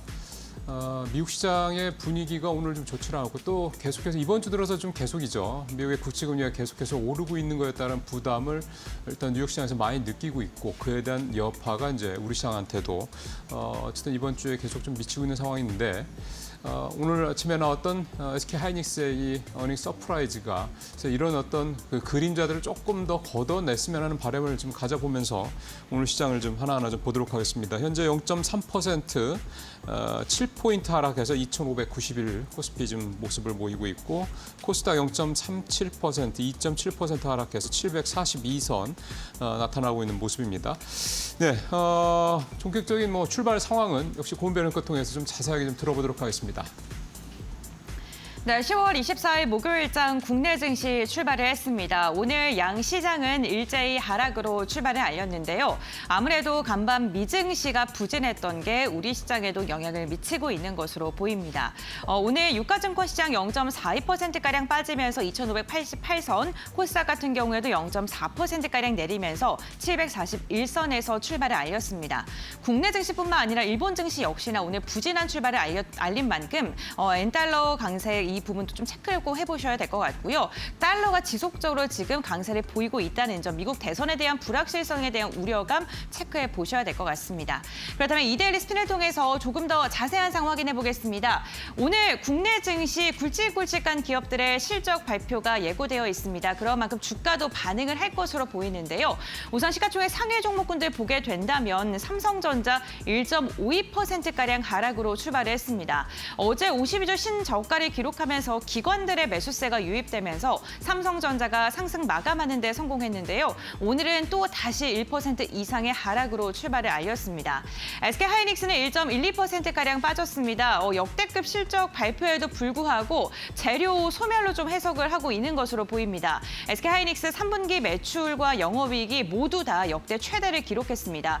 우리가 반도체 호황기라고 불리는 2018년 2분기에 5조 5천억 원가량의 영업이익을 달성했었는데요. 이번에는 7조를 달성했습니다. 그만큼 HBM 시장 성장에 대한 기대감이 나올 수밖에 없는데 오늘은 이슈가 나오면서 이로 인한 차익 매도 물량이 출회되고 있는 것으로 보입니다. 간밤에 엔비디아가 좀 부진했던 것도 SK 하이닉스는 하방 압력으로 작용하고 있습니다. LG 에너지 솔루션은 1.36%가량의 강한 상승으로 출발을 알렸습니다. 우선 캐나다의 배터리 공장, 합작 공장을 만든다라는 소식에 어제도 반응을 했고요. 테슬라가 호실적을 발표했습니다. EPS가 시장 기대치를 웃도는 것으로 확인이 되면서 이로 인해 2차 전지 전반적으로 훈풍이 기대되고 있는데요. 특히나 일론 머스크가 컨퍼런스 콜을 통해서 내년에 시장 성장 20에서 30%가량 기대된다라고 이야기를 했고요. 자율주행 내년에 완전히 할 것이다라고 말을 하면서 자신감을 내비춘 것도 2차 전지 훈풍으로 지금 들어오고 있습니다. 바이오 기업들은 다소 엇갈린 모습입니다. 부진한 움직임 상승 시도를 하고 있습니다만 삼성 바이오로직스 보합권에서 지금 등락 거듭하고 있고요. 셀트리온도 보합권에서 출발했습니다. 삼성 바이오 역시나 역대 최대 실적을 달성했고요. 지금 증권가에서 목표 주가 상향 리포트 지속적으로 나오고 있습니다. 130만 원까지로 지금 제시되고 있는 상황이니까요. 참고해 보시면 좋을 것 같고요. 오늘 현대차 그룹이 부진합니다. 현대차가 오늘 실적을 발표하고요. 인도 IPO 그리고 주주 환원 정책에 대한 이야기도 나올 것으로 보이는데 지금 전반적으로 조금 시세는 내지 못하고 있는 모습이 확인되고 있고요. 은행 관련 기업들도 부진한데 KB금융은 그래도 약진을 하고 있습니다. 0.1%. KB금융 역시나 오늘 실적을 발표할 것으로 보이고요. 밸류업 지수에서 탈락을 했기 때문에 이 밸류업과 관련된 주주 환원 정책 오늘 어떻게 제시할지에 대한 기대감도 나오고 있는 상황입니다.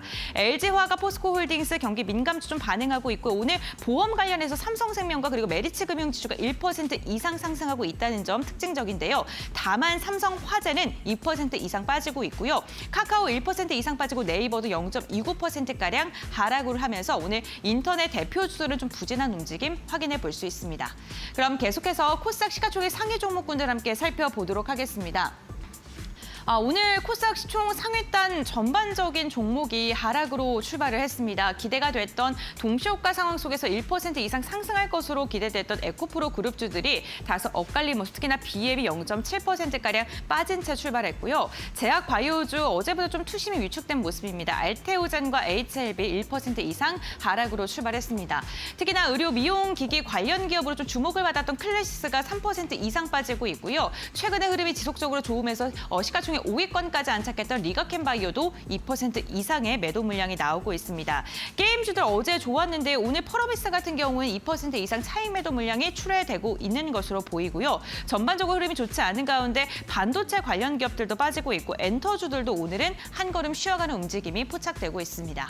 그럼 계속해서 시장을 주도하고 있는 업종 함께 확인해 보시죠.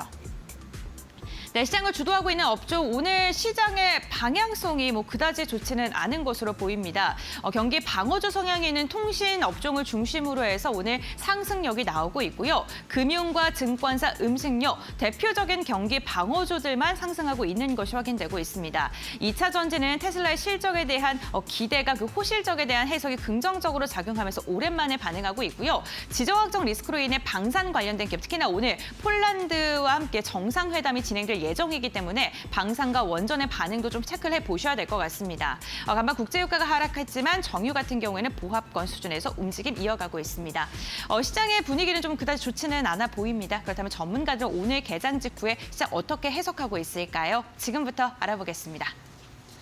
예, 예상대로 조금 이제 부진한 상태에서 진행이 좀 되고 있습니다. SK하이닉스도 좀 전에 고은별 앵커 말씀하셨습니다만 보합권, 약보합권에서 보합권 왔다 갔다 하는 그런 모습이 좀 나타나고 있습니다.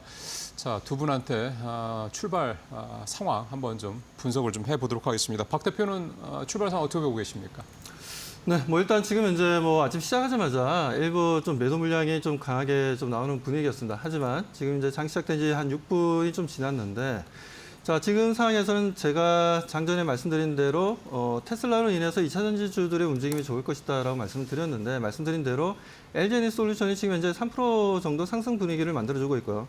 거기다 LNF 같은 경우에도 3% 정도, 그리고 에코프로 머티 같은 경우에도 지금 현재 2.3% 정도의 움직임을 가져가고 있습니다.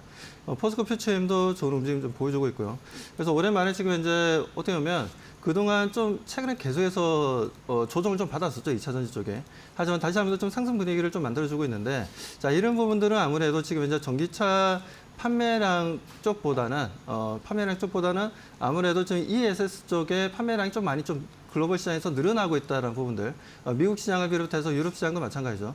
그런 부분들에 있어서 2차 전지 같은 경우에는 그 ESS 쪽으로도 판매량이 좀 좋게 된다면 실질적인 수혜가 상당히 좀 기대되는 부분들이 있습니다. 그러다 보니 LG에너지솔루션 같은 경우도 오랜만에 상승 분위기를 좀 연출을 해주고 있고, LNF도 마찬가지고 전체적으로 좀 2차 전지 관련 종목들은 관심을 좀 가질 필요가 있다고 말씀드립니다. 하지만 그 밑단에 있는 소위 얘기해서 2차 전지 장비주들이라든가 그리고 장비주들을 비롯한 이제 여러 가지 이제 중소형주들이 있죠.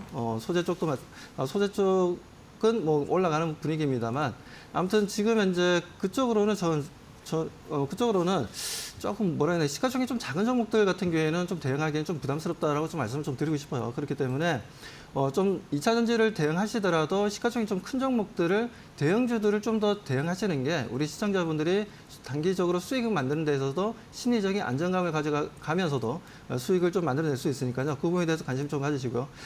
그리고 간밤에 보면 뉴욕 증시에서 보면 S&P 500에서 좀 뚜렷하게 상승 분위기를 보여줬던 분야가 부동산 쪽이랑 유틸리티 쪽이었습니다.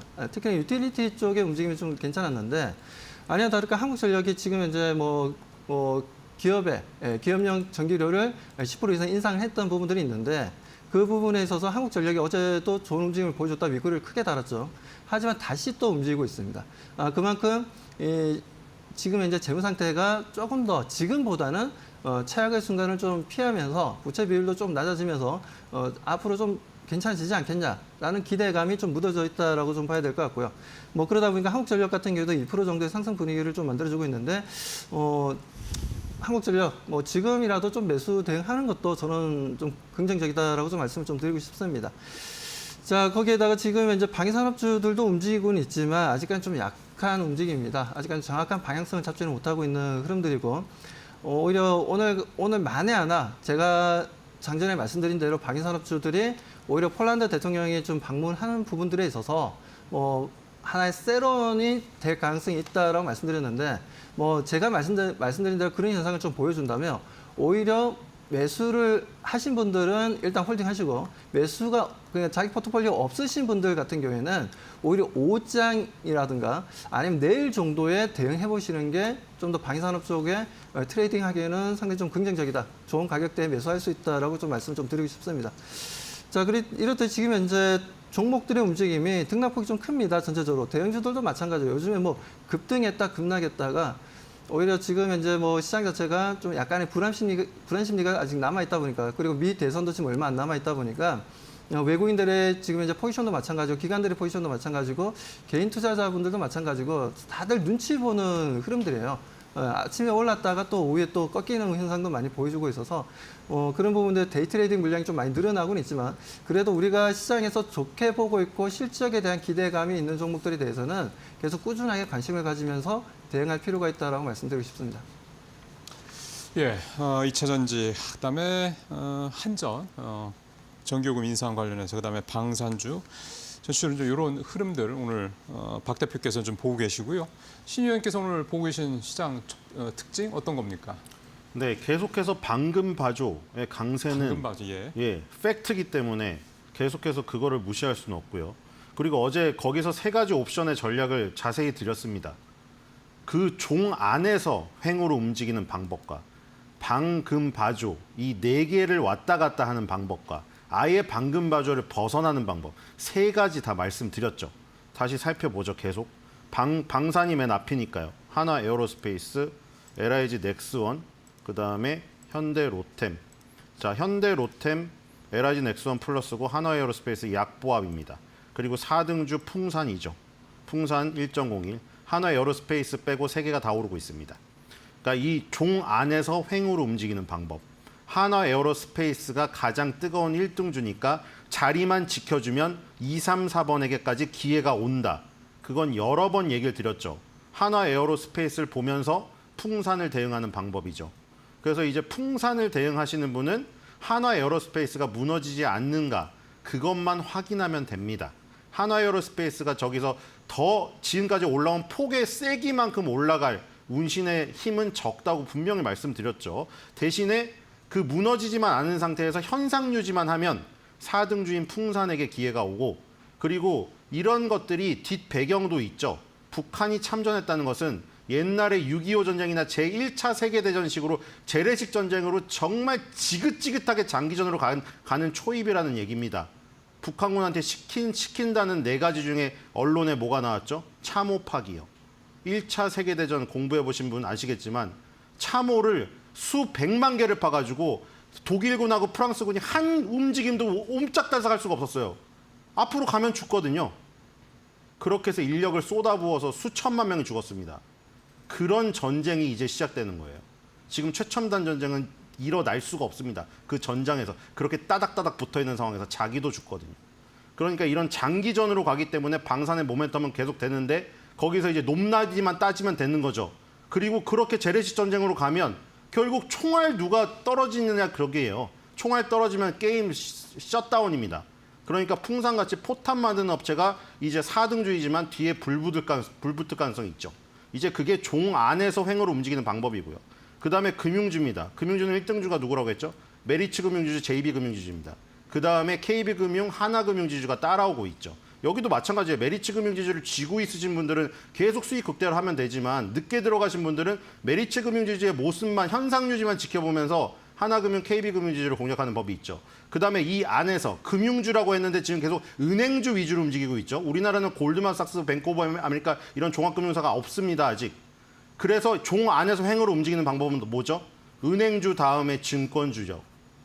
그래서 수익이 많이 나신 분, JB금융주나 메리츠금융주 수익이 많이 나셨는데 하나금융주, KB금융주 같은 은행주 하기 싫다. 그럼 증권주인 키움증권으로 지금 옮겨 타십시오. 그 전략이 맞습니다.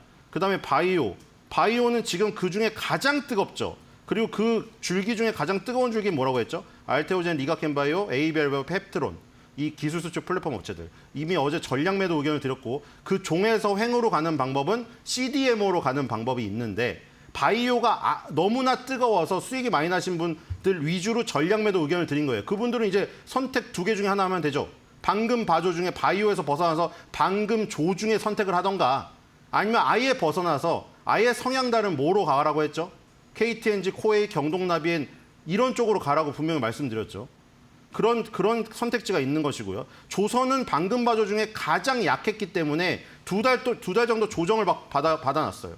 기술적으로는 가장 낮죠. 낮다고 해서 인기가 적다는 거기 때문에 낮다고 해서 무조건 유리하진 않습니다. 근데 지금같이 이렇게 순환매가 도는 상황에서 여유 있으신 분은 충분히 옮겨 탈 수 있는 거죠. 그러니까 거기서 HD 현대중공업, HD 현대미포, HD 현대마린솔루션, 삼성중공업 어떤 거를 공략해도 좋습니다.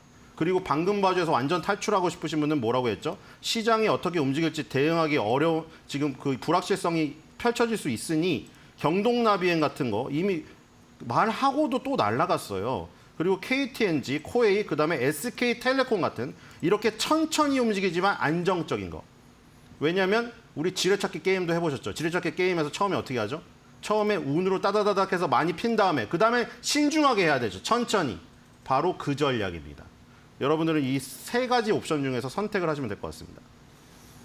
예, 오늘도 우리 신유님께서는 방금 바조, 방산, 금융, 그다음에 바이오, 조선 이 선상에서 또 확장적인 말씀을 또 해주셨고 오늘 금융주 관련돼서 은행주 쪽에서 증권주 쪽으로 관심을 좀 확장할 필요도 있다. 이 말씀까지도 오늘 좀 해주시고요. 자, 두 분이 오늘 아침 출발 상황 어떻게 보고 계신지 말씀 좀 들어봤고요. 이제 섹터별로 좀 투자자들의 관심이 좀 모아지고 있는 섹터들은 어디가 있는지 또 역시 고은별 앵커 통해서 확인해 보겠습니다. 네, 국내 증시 개장한 지 16분 30초가량이 흐른 상황입니다. 투자자들의 검색 빈도가 높은 섹터 싱크풀을 통해 먼저 확인해 보도록 하겠습니다. 오늘 투자자들의 검색 빈도는요, 드론 섹터를 향해서 지금 강력하게 몰려있는 것으로 확인되고 있습니다. 정부가 연내에 자폭 드론의 실전 배치에 대한 이야기가 나온 가운데 지금 지정학적 리스크, 한반도의 지정학적 리스크가 날이 갈수록 커지고 있는 상황입니다. 미국에 이어서 나토도 북한이 러시아의 파병의 증거를 확인했다라는 이야기를 하면서 이로 인해 우리나라의 위치가 조금 달라질 수밖에 없는 상황인데요. 드론 관련된 모멘텀 오늘 어제 이어서 시세를 이어가면서 주목을 받고 있고요. 이와 연관돼서 사료도 함께 확인해 보도록 하겠습니다. 전쟁이 진행될 때 사료 곡물 가격의 급등, 특히나 우크라이나의 곡창지대가 많기 때문에 이로 인해 사료 관련 기업들이 주목을 받습니다. 오늘 역시나 사료 관련된 섹터 좀 연동돼서 검색하고 있는 모습이고요. 섹터 전체적으로 봤을 때 상승이 지금 하고 있는 모습입니다. 반도체와 HBM 실적 발표 이슈로 인해서 오늘 주목을 받을까라는 기대감이 나왔었는데 미증시의 영향을 조금 더 크게 받고 있는 것으로 보입니다. 엔비디아의 하락이 오늘 반도체 섹터 전반적으로 투자 심리를 위축시키고 있습니다. SK하이닉스가 지금 컨퍼런스 콜 진행 중인데요. 디램 수에 대해서 내년에 10% 그러니까 2자릿대 후반대의 성장을 지속할 것이다라고 이야기를 했습니다. HBM 그리고 지금 AI 관련된 반도체 관련해서 좀 지속적으로 긍정적인 코멘트를 달아주고 있는 SK하이닉스고요. 4분기 실적까지로 좀 기대감이 나오고 있는 상황입니다. 치매와 비만 치료제 관련된 지금 이슈는 이번 주 내내 좀 움직임을 가져가고 있는 상황이고요. 오늘도 투자들의 검색은 많지만 섹터를 봤을 때는 지금 하락으로 지금 이어지고 있는 모습이고 연동돼서 제약바이오도 차익 매도 물량이 출회되고 있는 상황입니다. 이렇게 투자들의 검색 빈도가 높은 섹터 싱크풀을 통해 알아봤고요. 그럼 계속해서 이데일리 스핀을 통해서 개장 직후에 시장에서 주목받고 있는 기업들 살펴보겠습니다.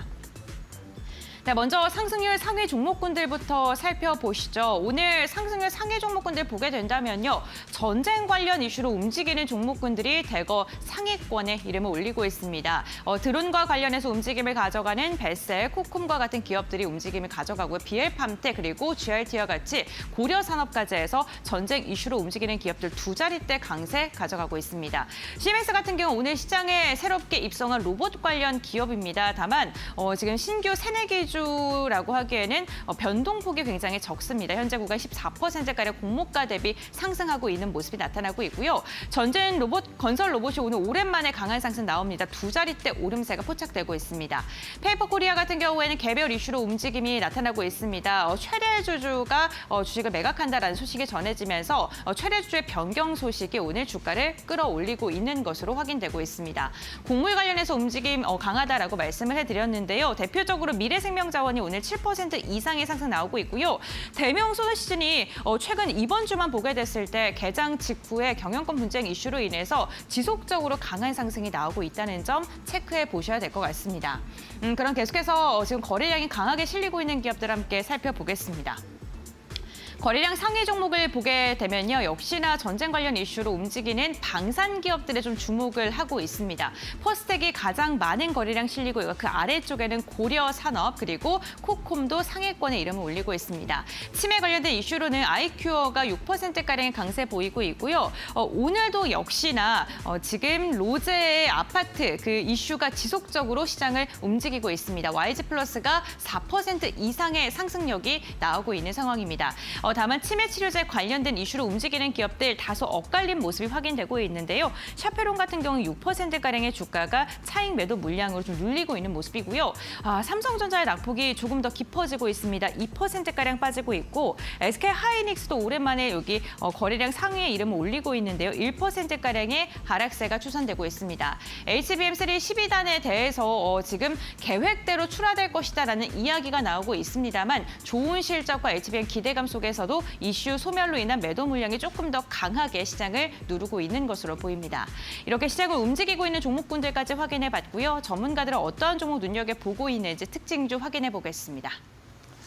자, 특징주들 이제 종목 쪽 얘기를 좀 들어가 보죠. 박수범 대표 어떤 종목들 좀 눈에 띄십니까? 네, 지금 이제 뭐 대형주 쪽은 그 고려아연이 지금 이제 수급들을 다 빨아들이고 있다라고 얘기할 정도로 지금 이제 1.9%까지 올라왔어요. 엄청나게 좀 강한 상승 흐름을 좀 보여주고 있는데, 자 일단 지금 이제 뭐 다들 아시다시피 경영 분쟁이 좀 심화되고 있는 흐름들이지 않습니까? 뭐 예. 그러다 보니까 고려아연의 2차전이 좀 벌어지지 않겠냐라는 시장에서의 분석이 좀 나오다 보니 뭐 그 고려아연의 주가가 오늘 좀 크게 급등하면서 다른 종목들로 수급이 형성되던 부분들을 다시 고려아연 쪽으로 좀 매수가 좀 강하게 좀 들어오고 있습니다. 그러다 보니까 나머지 종목들의 수급이 전체적으로 보면 좀 약세 흐름을 좀 보여주고 있어요.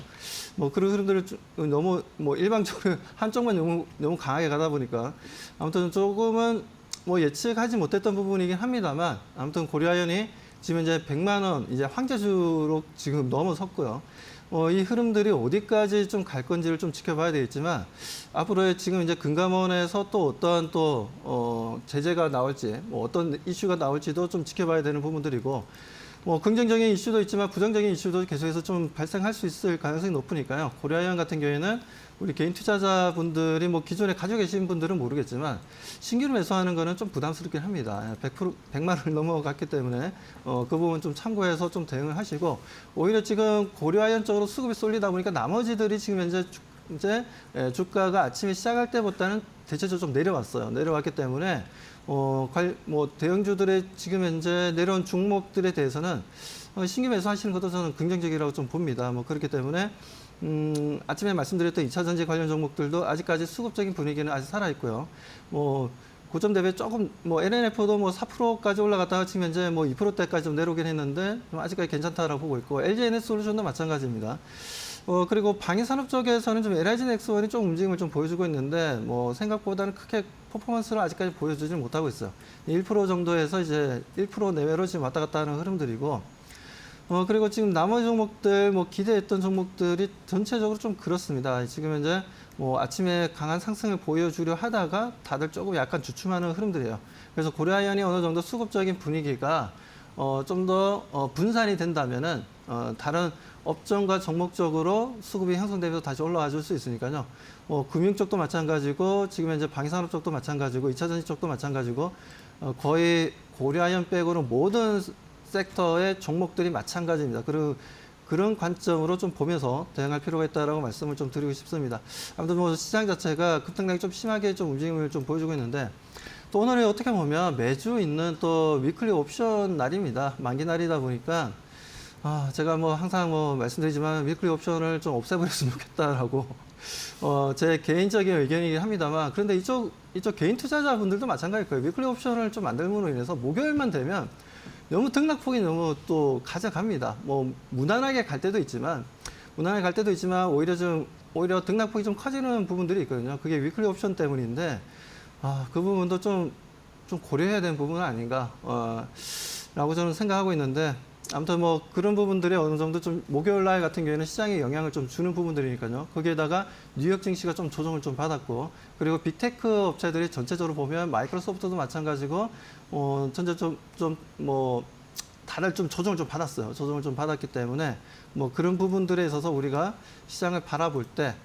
조금은 빅테크 관련 정보들이 조정받았기 때문에 그 부분에서 투자 심리가 조금 약간 위축이 될 수는 있습니다만, 오늘 뭐 또 SK 하이닉스가 좋은 실적을 좀 보여줬고, 그리고 4분기 실적에 대한 기대감도 상당히 좀 높기 때문에 SK 하이닉스도 제가 봤을 때는 좀 오후장으로 가면 갈수록 좀 안정적으로 다시 한번 더 자기 자리를 잡아갈 것으로 기대하고 있습니다. 그렇기 때문에 SK 하이닉스 같은 경우도 계속해서 보유를 해야 된다는 관점이고, 삼성전자도 지금 현재 뭔가 변화를 주기 위한 흐름들을 나와주고 있고 계속해서 이슈들을 계속해서 만들어내고 있으니까요.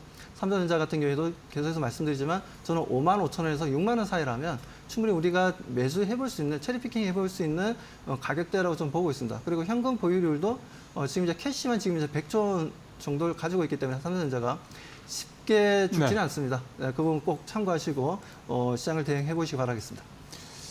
고려연 주가가 지금 106만 원대까지 올라가서 어떻게 보면 시장에 그 유동성을 좀 빨아들이는 역할을 하고 있어서 딴 종목들의 상승폭이 그만큼 또 제한적일 수밖에 없는 상황이다, 이런 말씀도 해주셨고, SK하이닉스 계속해서 좀 가져가는 게 좋겠다, 이런 말씀까지 해주셨고요. 자, 신일섭 위원님 어떤 종목들 보고 계십니까? 네, 지금도 사실 그 제약에서 유한양행 대장주랑 코스닥에서 플랫폼 기술 수출 4대 천왕이 있잖아요. 알테오젠, 리가켄바이오, 에이비얼, 펩트론. 지금 다 플러스 전환했거든요. 그러니까 지금 제약바이오가 얼마나 강한지를 저기서 상징적으로 보여주는 장면입니다. 근데 뭐 밑에서 굉장히 수익이 많이 나고 가파르고 이격이 많이 벌어진 상황에서 아쉬움을 필요가 없어요. 지금 롤러코스터 탈 때도 여러분들 계속 빠른 구간만 있으면은 나중에 구토 나오거든요. 천천히 도는 구간이 있어야 돼요. 단 거 먹다가 짠 거 먹고 단짠 그것도 똑같은 것이고요. 단 것만 먹으면 저기 막 몸 올라와요. 그래서 그런 것들의 논리랑 지금 똑같거든요, 결국. 그게 이격이 많이 벌어지고 과열권인 것을 버리고 이격이 좁고 과열권이 아닌 것을 사는 이런 옮겨타기, 이런 것을 리듬을 그냥 자연스럽게 흘러가듯이 가야 되거든요. 어색하지 않게. 그래서 지금 경동나비엔 SK텔레콤, KTNG, 코웨이 이런 또 느림의 미학을 가진 4대 천왕을 얘기 드리고 있는데, 경동나비에는 이미 보일러 댁에 아버님 놓아드려야 될 시기라고 이미 한 달 전부터 얘기 드렸잖아요. 이미 경동나비에는 이격이 상당히 벌어져서 과열권에 이미 진입을 해버렸습니다. RSI 74구. 그래서 저건 신규 접근하기 그렇습니다. 근데 요즘에 재미있는 것들이 있는 것이죠. 코웨이, SK텔레콤, KTNG가 다 재미가 있거든요. KTNG, 우리 SM이 제일 많이 올랐을 때 기억나시죠? 누가 흔들어서 올라갔죠? 온라인 자산운용, 그렇죠? 요즘에 젊은 MZ 세대들이라고 부를 수 있는 그 나이대에 이 지금 저 사모펀드나 이 엔젤 투자회사에 취직해서 그 어떤 한국형 거버넌스의 꿈을 꾸시는 분들이 많이 있어요. 이게 뭐 비판도 있고 뭐 긍정적인 부분도 있는데, 지금 일단 긍정적인 부분은 이런 거예요. 어쨌든 들어와가지고 계속 회사를 흔들어서, 회사를 무너뜨리려고 흔드는 게 아니라 진정성이 있다면 회사를 바꿔보고자 하는 그 노력이 일단 주주들한테는 좋은 거예요. 지금 KTNG도 자꾸 인삼공사 달라고 하고 있죠. 플래시 캐피탈 파트너스에서. 온라인 자산운용이 SM 1% 지분 갖고 흔들 때랑 지금 똑같잖아요. 플래시 캐피탈도 1% 갖고 흔들고 있거든요, 지금. 이런 것들이 인삼공사 당연히 주지는 않겠죠. KTNG가 안 줍니다. 근데 문제는 주가가 오르는 모멘텀이 된다는 거예요. 이런 느림의 미학을 가진 거에 모멘텀이 들어오는 거를 원하시는 거잖아요. 그렇죠? 거북이가 모멘텀을 받아서 빨라지는 걸 원하는 거잖아요, 여러분들이. KTNG 그런 모멘텀이 들어왔다는 거고, SK텔레콤도 마찬가지예요. 배당주 하지만 왜 안 삽니까? 주가가 안 오르니까 안 사시죠. 네. 네. 배당 그거 쥐꼬리만 하니까. 근데 SK텔레콤이 AI로 돈을 벌기 시작하고 있거든요. 네. 이런 기업들을 노려보시면 좋을 것 같습니다. 네, 알겠습니다. 이렇게 개장 직후의 특징주들까지 알아봤고요. 그럼 계속해서 오늘장 키포인트 들어보겠습니다. 박 대표님 먼저 말씀해 주시죠. 네, 오늘 같은 경우에는 좀 실적 발표를 하는 회사들이 있습니다. 아침에 이제 SK 하이닉스가 실적 발표했고, 뭐 현대차도 좀 실적 발표가 있고요. 그리고 지금 LG전자도 마찬가지죠. 그리고 SK 바이오 사이언스도 실적 발표가 있습니다. 이런 실적 발표하는 기업들이 내용을 좀 보고 그래도 우리가 좀 대응해볼 만한 실적이 나와준다면 계속해서 우리가 매수해야 될 관점이지 매도해야 될 관점은 아니라고 말씀드리고 싶습니다. 예. 네, 알겠습니다. 실적 체크를 꼼꼼하게 해보자라고 말씀해 주셨고, 그럼 신 의원님께서는 어떤 키포인트 들고 오셨을까요? 네, 익절은 항상 옳다. 우리나라 증시에서는 명심해야 될 상황이 명제입니다. 반드시 이익 실현을 하고 뒤통수 맞지 않게 챙겨가면서 투자하시기 바랍니다. 네, 알겠습니다. 이렇게 두 분과 함께 오늘 개장 직후 상황까지 알아봤습니다. 오늘 말씀 여기까지 듣겠습니다. 고맙습니다. 수고하셨습니다.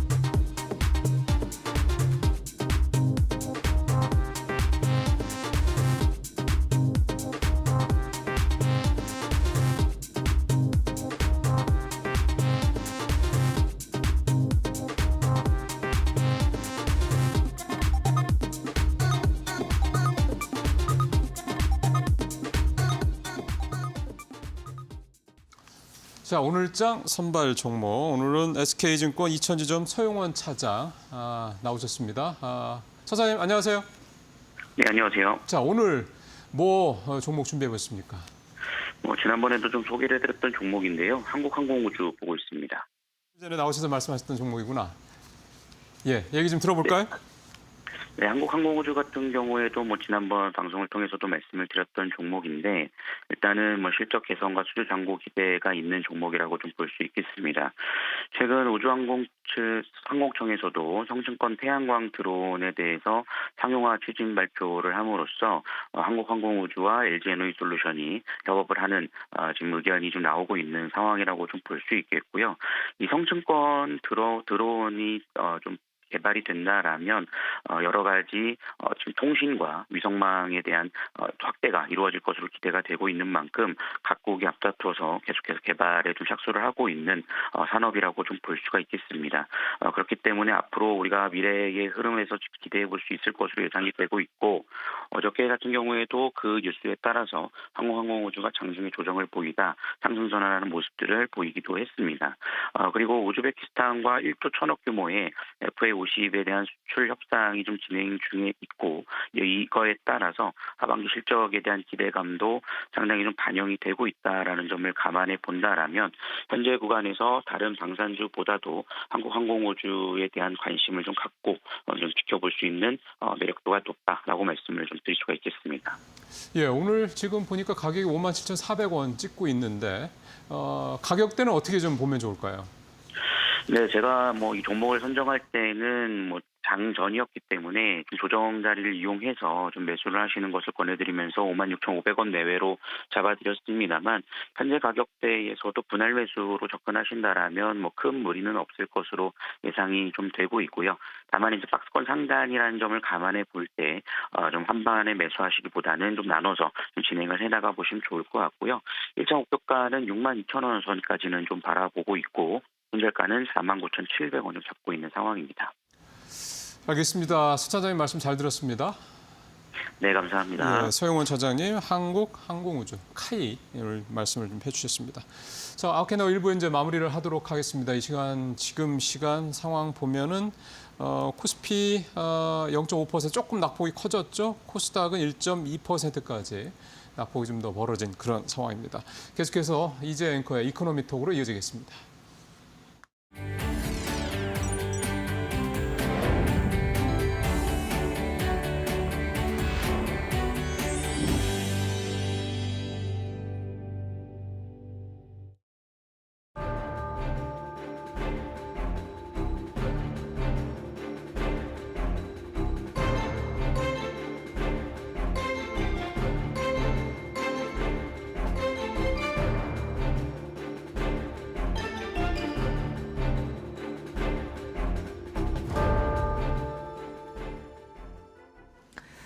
네, 이코노미톡 시작하겠습니다. 저희가 마켓나우 1부에서 SK하이닉스 바빠르게 그 실적 발표 난 부분을 또 말씀드렸는데 실적이 난 이후에도 주가는 좀 빠지는 흐름들 이게 선 반영됐는지 앞으로의 향후 전망치는 어떤지 그런 투자 심리 좀 샘을해야 되는 실적 시즌이 아닐까 싶습니다.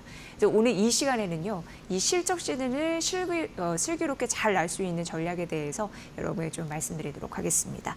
자, 오늘 김중원 현대차증권 상무와 함께 알아보도록 하겠습니다. 상무님 어서 오십시오. 안녕하세요. 네, 반갑습니다. 이제 코스피가 사실 좀 문제입니다. 7월 조정 이후에 지금 네. 3개월 연속 하락하고 있는 그렇죠. 상황이고 뉴욕 증시는 살짝 눌려도 그래도 네. 연중 최고치 행진 좀 이어가고 네. 있잖아요. 이런 상황에서 좀 차별화가 심하다라는 생각이 드는데 어쨌든 국내 증시가 장기간 약세를 보이는 이유가 상당합니다. 네, 근데 네. 사모님 보시기엔 뭐가 좀 특징적인지 그걸 좀 여쭙고 싶은데요. 뭐 여러 이유가 있었죠. 8월 초에 엔캐리 트레이드 청산 뭐 이런 관련 물량도 있었고 뭐 그 이후에 보시면 뭐 뉴욕 증시가 조정을 받는 듯했지만 뭐 다시 신고가를 기록하고 있는데 뭐 국내 증시는 정반대상이다라고 볼 수 있을 것 같고요. 결국은 이제 증시의 기준이 되는 게 펀더멘탈인데 펀더멘탈의 변화 때문에 그렇다고 볼 수가 있을 것 같습니다. 이제 코스피 국내 상장 기업의 실적이 이제 피크아웃했다. 네. 고점에 도달했다. 앞으로는 실적이 내려갈 일만 남았다라는 우려가 있다라고 보여주시고요.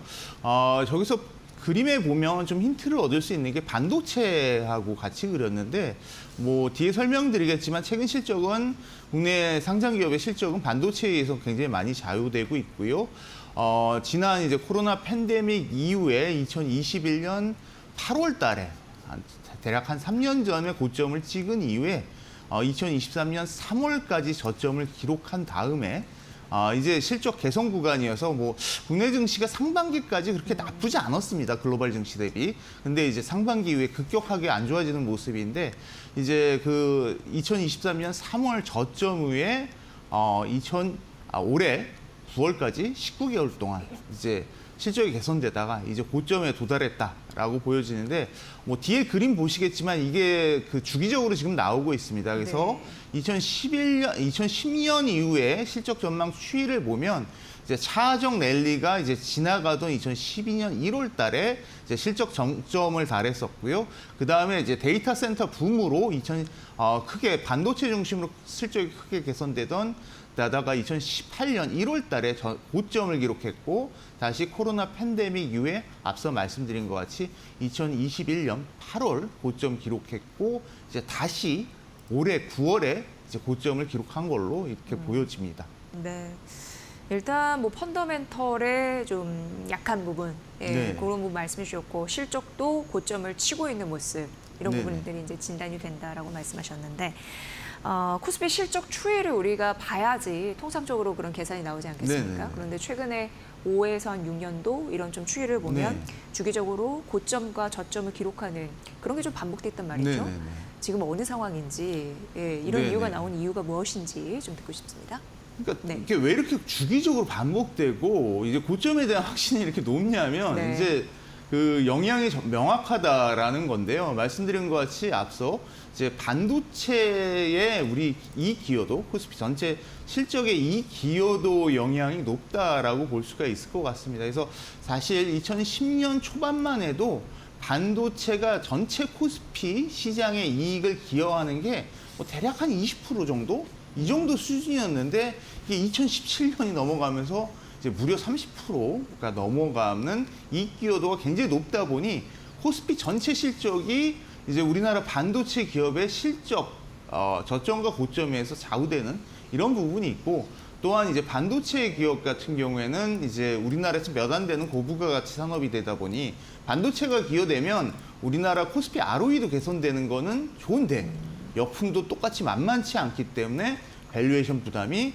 그만큼 높아진다라고 좀 볼 수 있을 것 같습니다. 그래서 과거 추이 이렇게 같이 나왔는지 모르겠는데 보시면 반도체 실적 추이하고 동일하게 이렇게 대략 한 30개월 정도 추이로 이렇게 고점과 저점을 기록하는 이런 모습을 보이고 있다. 라고 말씀드릴 수 있을 것 같습니다. 2017년부터 반도체가 미친 영향이 30% 정도 된다고 하니까 어마어마하죠, 엄청나네요. 사실 뭐 네. 삼성전자와 SK하이닉스 비중이 또 크니까요. 네네네. 이런 부분도 봐야 되는데 결국 그러면 실적 시즌에서의 힌트는 반도체 사이클?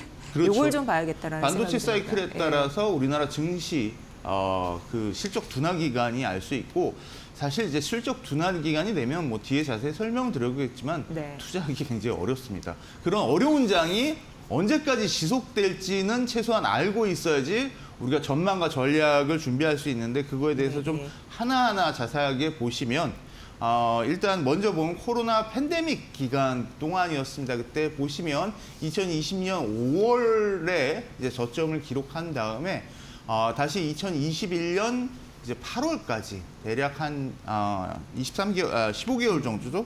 그 기간에 걸쳐서 실적이 고점을 기록했고 그다음에 2023년 3월까지 20개월 정도 대략 걸려서 실적이 저점을 기록해서 이건 좀 짧다라고 볼 수 있고 그다음에 이제 데이터 센터가 크게 활발해지면서 붐을 이뤘던 2017년 때를 보시면 그때는 좀 그래도 약간 이거보다는 좀 기간이 길었다라고 볼 수 있는데 2016년 2월부터 시작해서 뭐 뒤에 이제 그림이 나오겠지만 2018년 1월까지 그래도 한 23개월 정도 실적이 개선되면서 고점을 기록한 다음에 앞서 말씀드린 것 같이 2019년 8월 달에 저점을 기록해서 대략 코스피, 그러니까 반도체에 따른 코스피 실적이 저점에서 고점까지 15개월에서 한 23개월. 근데 고점에서 저점까지는 좀 명확합니다. 대략 한 19개월에서 20개월 정도, 20개월 정도의 시간 정도로 저점을 기록한다라고 보고 지금 9월부터 고점을 기록했다라고 하면 이제 저점, 물론 이제 조금 선행해서 저점 이전에 시장 분위기가 좀 개선되긴 하는데 내년 연말까지는 실적 둔화 기간이다라고 보시면 될 것 같습니다. 그러면 내년 연말까지 좀 쉽지 않은 장세가 이어지지 않을까라는 약간 좀 아쉬운 그런 분석이 나왔는데 그 기간 동안 과거 데이터를 네네. 돌려봤을 때 주식시장이 어렵겠죠? 네네네. 어땠습니까? 뭐 그렇죠. 그 안에서 또 슬기롭게 좀 해법을 찾아봐야 되는데요. 네. 평균적인 좀 수익률을 기록했는데 이제 뭐 나오겠죠. 차트 나오는데 네, 뭐 코스닥 시장 평균적으로 한 12.6%하고 13.9% 정도 하락한 모습이고요. 이제 스타일별 제가 이제 성장 가치 어떻게 됐냐라고 이렇게 말씀드리면 그나마 낙폭과대 많이 빠진 주식이 이럴 땐 많이 오른 주식보다 좀 낫다. 뭐 그래도 마이너스이기 때문에 그렇고 모든 스타일들이 다 마이너스이었기 때문에 뭐 뚜렷한 저기가 있냐라고 좀 볼 수 있는데 다만 그래도 우리가 좀 희망스럽게 기대해 볼 수 있는 게 이제 반도체 사이클 이전에 2011년에 차정 랠리가 끝나면서 이제 코스피 실적이 피크아웃 했을 때 있었습니다. 그때는 이제 실적 고점에서 저점까지도 기간도 한 6개월 정도로 굉장히 짧았고 그때 같은 경우에 보시면 주식시장이 그렇게 나쁘지 않았습니다. 코스피 같은 경우에 그 6개월 실적이 둔화되는 기간 오히려 뭐 한 코스피 같은 게 한 10%, 그다음에 코스닥 같은 게 15% 오르고 또 이제 중요하게 힌트를 얻을 수 있는 게 이제 실적이 경기가 안 좋아지고 실적이 안 좋아질 때 그래도 그 틈새 시장에서 실적이 개선될 수 있고 좋은 기업들이 이제 중형주인데요. 특히 이제 중형성장주인데 그 기간에 보면 중형성장 그리고 중형가치 코스닥 시장이 상대적으로 강세를 기록했다라는 점이 이제 실적 둔화 기간에는 좀 우리가 어떻게 대응해야 되는지 힌트를 얻을 수 있는 부분이다. 라고 좀 볼 수 있을 것 같습니다. 네. 그러면은 지금 코스피 실적 둔화 기간을 보내고 있고 이게 상당한 조금 더 이어질 가능성 내년 연말까지 좀 말씀해 주셨는데 투자 전략을 어떻게 세우면 좋을 건지 그걸 또 좀 챙겨 주신다면서요. 네네. 예. 그게 제일 중요하겠죠. 아무래도 네, 어려운 팁이 뭡니까? 구간인데 예. 슬기롭게 정말 넘어가야 된다라고 볼 수 있을 것 같고요. 네. 그래서 말씀드린 대로 앞서 말씀드렸던 차정 랠리 기간 동안의 모습이 어느 정도 좀 힌트가 될 수 있다라고 볼 수 있을 것 같고요.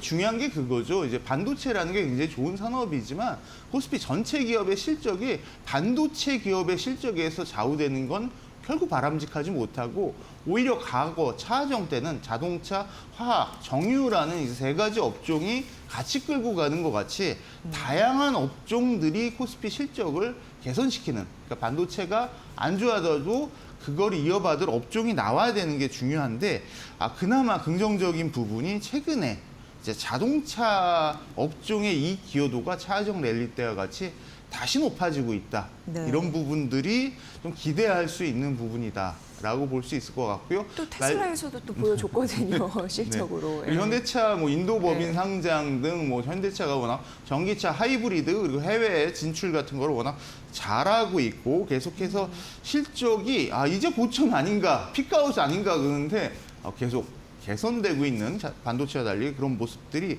이제 기대해 볼 수 있는 부분이고, 이제 박스 친 부분이 제가 차정 랠리 때 이제 20% 넘게 코스피 실적을 자동차 업종이 기록을 했었는데, 최근 들어서 작년 같은 경우에 이제 한 25% 정도로 상당히 이익 기여도가 높아지고 있다라는 점 기대해 볼 수 있을 것 같습니다. 이제 그런 부분에서 좀 본다면 어찌됐든 국내 경제라든지 실적이 올해보다 내년이 나빠질 거는 분명한데, 그 안에서 그나마 괜찮고 우리 경기나 반도체 실적에 영향이 없는 업종이요, 어떤 것들이 있을까, 어떤 스타일이 있을까라고 보는 것이 좋은데, 아무래도 그런 걸 생각해 보면 이런 생각이 들 겁니다. 이제 필수비재 같은 경우에 경기 영향을 덜 받고, 이제 제약바이오 같은 경우에도 그런 경기 영향으로부터 자유롭다라는 점에서 그런 업종에 관심이 필요한데, 그래서 실제로 숫자로 좀 봤습니다. 업종별로 연초 대비보다는 이제 반도체 실적이 피크아웃했던 8월 이후에 실적이 그 이후에도 계속해서 개선되는 업종이 어떤 업종들이 있느냐를 좀 정리를 해봤더니 뭐 비슷한 업종들이 나옵니다. 화장품이 최근에 이제 나오고 있고요. 이제 게임이나 소프트 업종 같은 경우에도 실제로 이제 국내 경기엔 좀 민감하지 않은 상황이고, 이제 필수 소비재 말씀드렸던 것 같이 이게 경기 영향이 덜하다라고 좀 볼 수 있어서 그런 업종에 대해서 관심이 필요할 수 있을 것 같고, 네. 스타일로 본다면 말씀드린 것 같이 중형주가 좋은데, 이게 이런 이유가 뭐냐면 대형주 같은 경우에는 어찌됐든 국내 경기 그리고 국내 상장 기업의 실적에 민감할 수밖에 없지만, 중형주는 약간 틈새라는 부분이 있다라는 거죠. 또한 소형주 같은 경우에도 국내 경기가 안 좋은데 민감하지만 중형주는 자체적으로 어떤 틈새 시장을 공략할 수 있는 부분이 있기 때문에, 특히 이제 중형 성장주가 최근에 8월달 이후에도 보면 코스피 실적이 둔화가 되는 가운데도 유일하게 중형 성장, 중형 가치주만이 개선되고 있기 때문에 좀 주목해 볼 필요가 있다. 그래서 정리를 하면 경기 실적은 올해보다 내년이 안 좋지만, 이 국내 경기나 실적에 좀 무관한 업종으로서는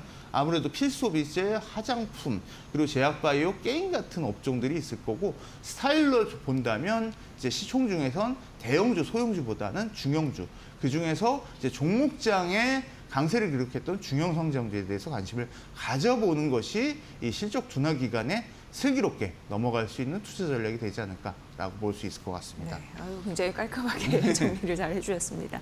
그리고 앞서서 자동차 업종 말씀해 주셨지만 오늘 또 현대차에서 실적 발표 예상이 되는데 뭐 잘 나올 것으로 일단 시장은 예상을 하고 있더라고요. 그리고 무엇보다 글로벌 판매 성장률 이 부분은 좀 떨어져도 고부가 가치 차량을 많이 팔았다. 그래서 말씀해 주신 그 수익성 개선 이런 흐름도 맞물려 갈 수 있을지, 그러니까 실적 발표 이후에 또 주가 반응도 잘 보시면서 실적 시즌을 나시면 좋을 것 같고요. 자, 마지막으로 산업군에 해당되는 종목들 픽을 해주셔야 되는데, 지금 그래도 관심 있게 봐야 할 섹터들이 여러 또 지목이 됐습니다. 어떤 게 있을까요? 그래서 이제 말씀드린 것 같이 필수비재, 제약바이오, 화장품들 보라고 그랬는데 중형주가 좋다고 그랬으니까 제가 이제 중형주, 중형 성장 시총상위 10개, 그리고 중형 가치 시총상위 10개 종목을 가져왔는데, 그 중에서 이제 그 필수비재나 화장품, 제약바이오 해당되는 업종에 대해서 좀 눈여겨보시는 게 좋지 않을까라고 볼 수 있을 것 같고요. 사실 이제 중복되는 종목들도 있습니다. 그것도 좀 말씀드리겠는데, 중형 성장주 리스트 중에서 보신다면 이제 넷마블, 현대오토에버, 리가캠 바이오 건강관리 업종인데, 이런 것들이 좀 선별됐는데 이에 대해서 좀 관심이 필요할 것 같고, 중형 가치주에 또 현대오토에버 같이 나오고 있고요. 그래서 소프트웨어 업종으로서 경기와 관련 없이 관심이 필요하고, 한국가스공사, 시프트업 최근에 상장한 기업이고, 네, 그런 휴젤, 뭐 건강관리 업종으로서 이런 업종들에 대해서 좀 종목에 대해서 관심 가져보시면 좋을 것 같다. 라고 말씀드릴 수 있을 것 같습니다. 네. 실적 시즌 정말 잘 보내셔야 되는데 과거 사이클을 그리고 종목 진단 이런 흐름까지 저희가 잘 봐드렸습니다. 이코노미토 김중원 현대자증권 상무의 분석으로 들으셨습니다. 상무님 고맙습니다. 감사합니다. 네.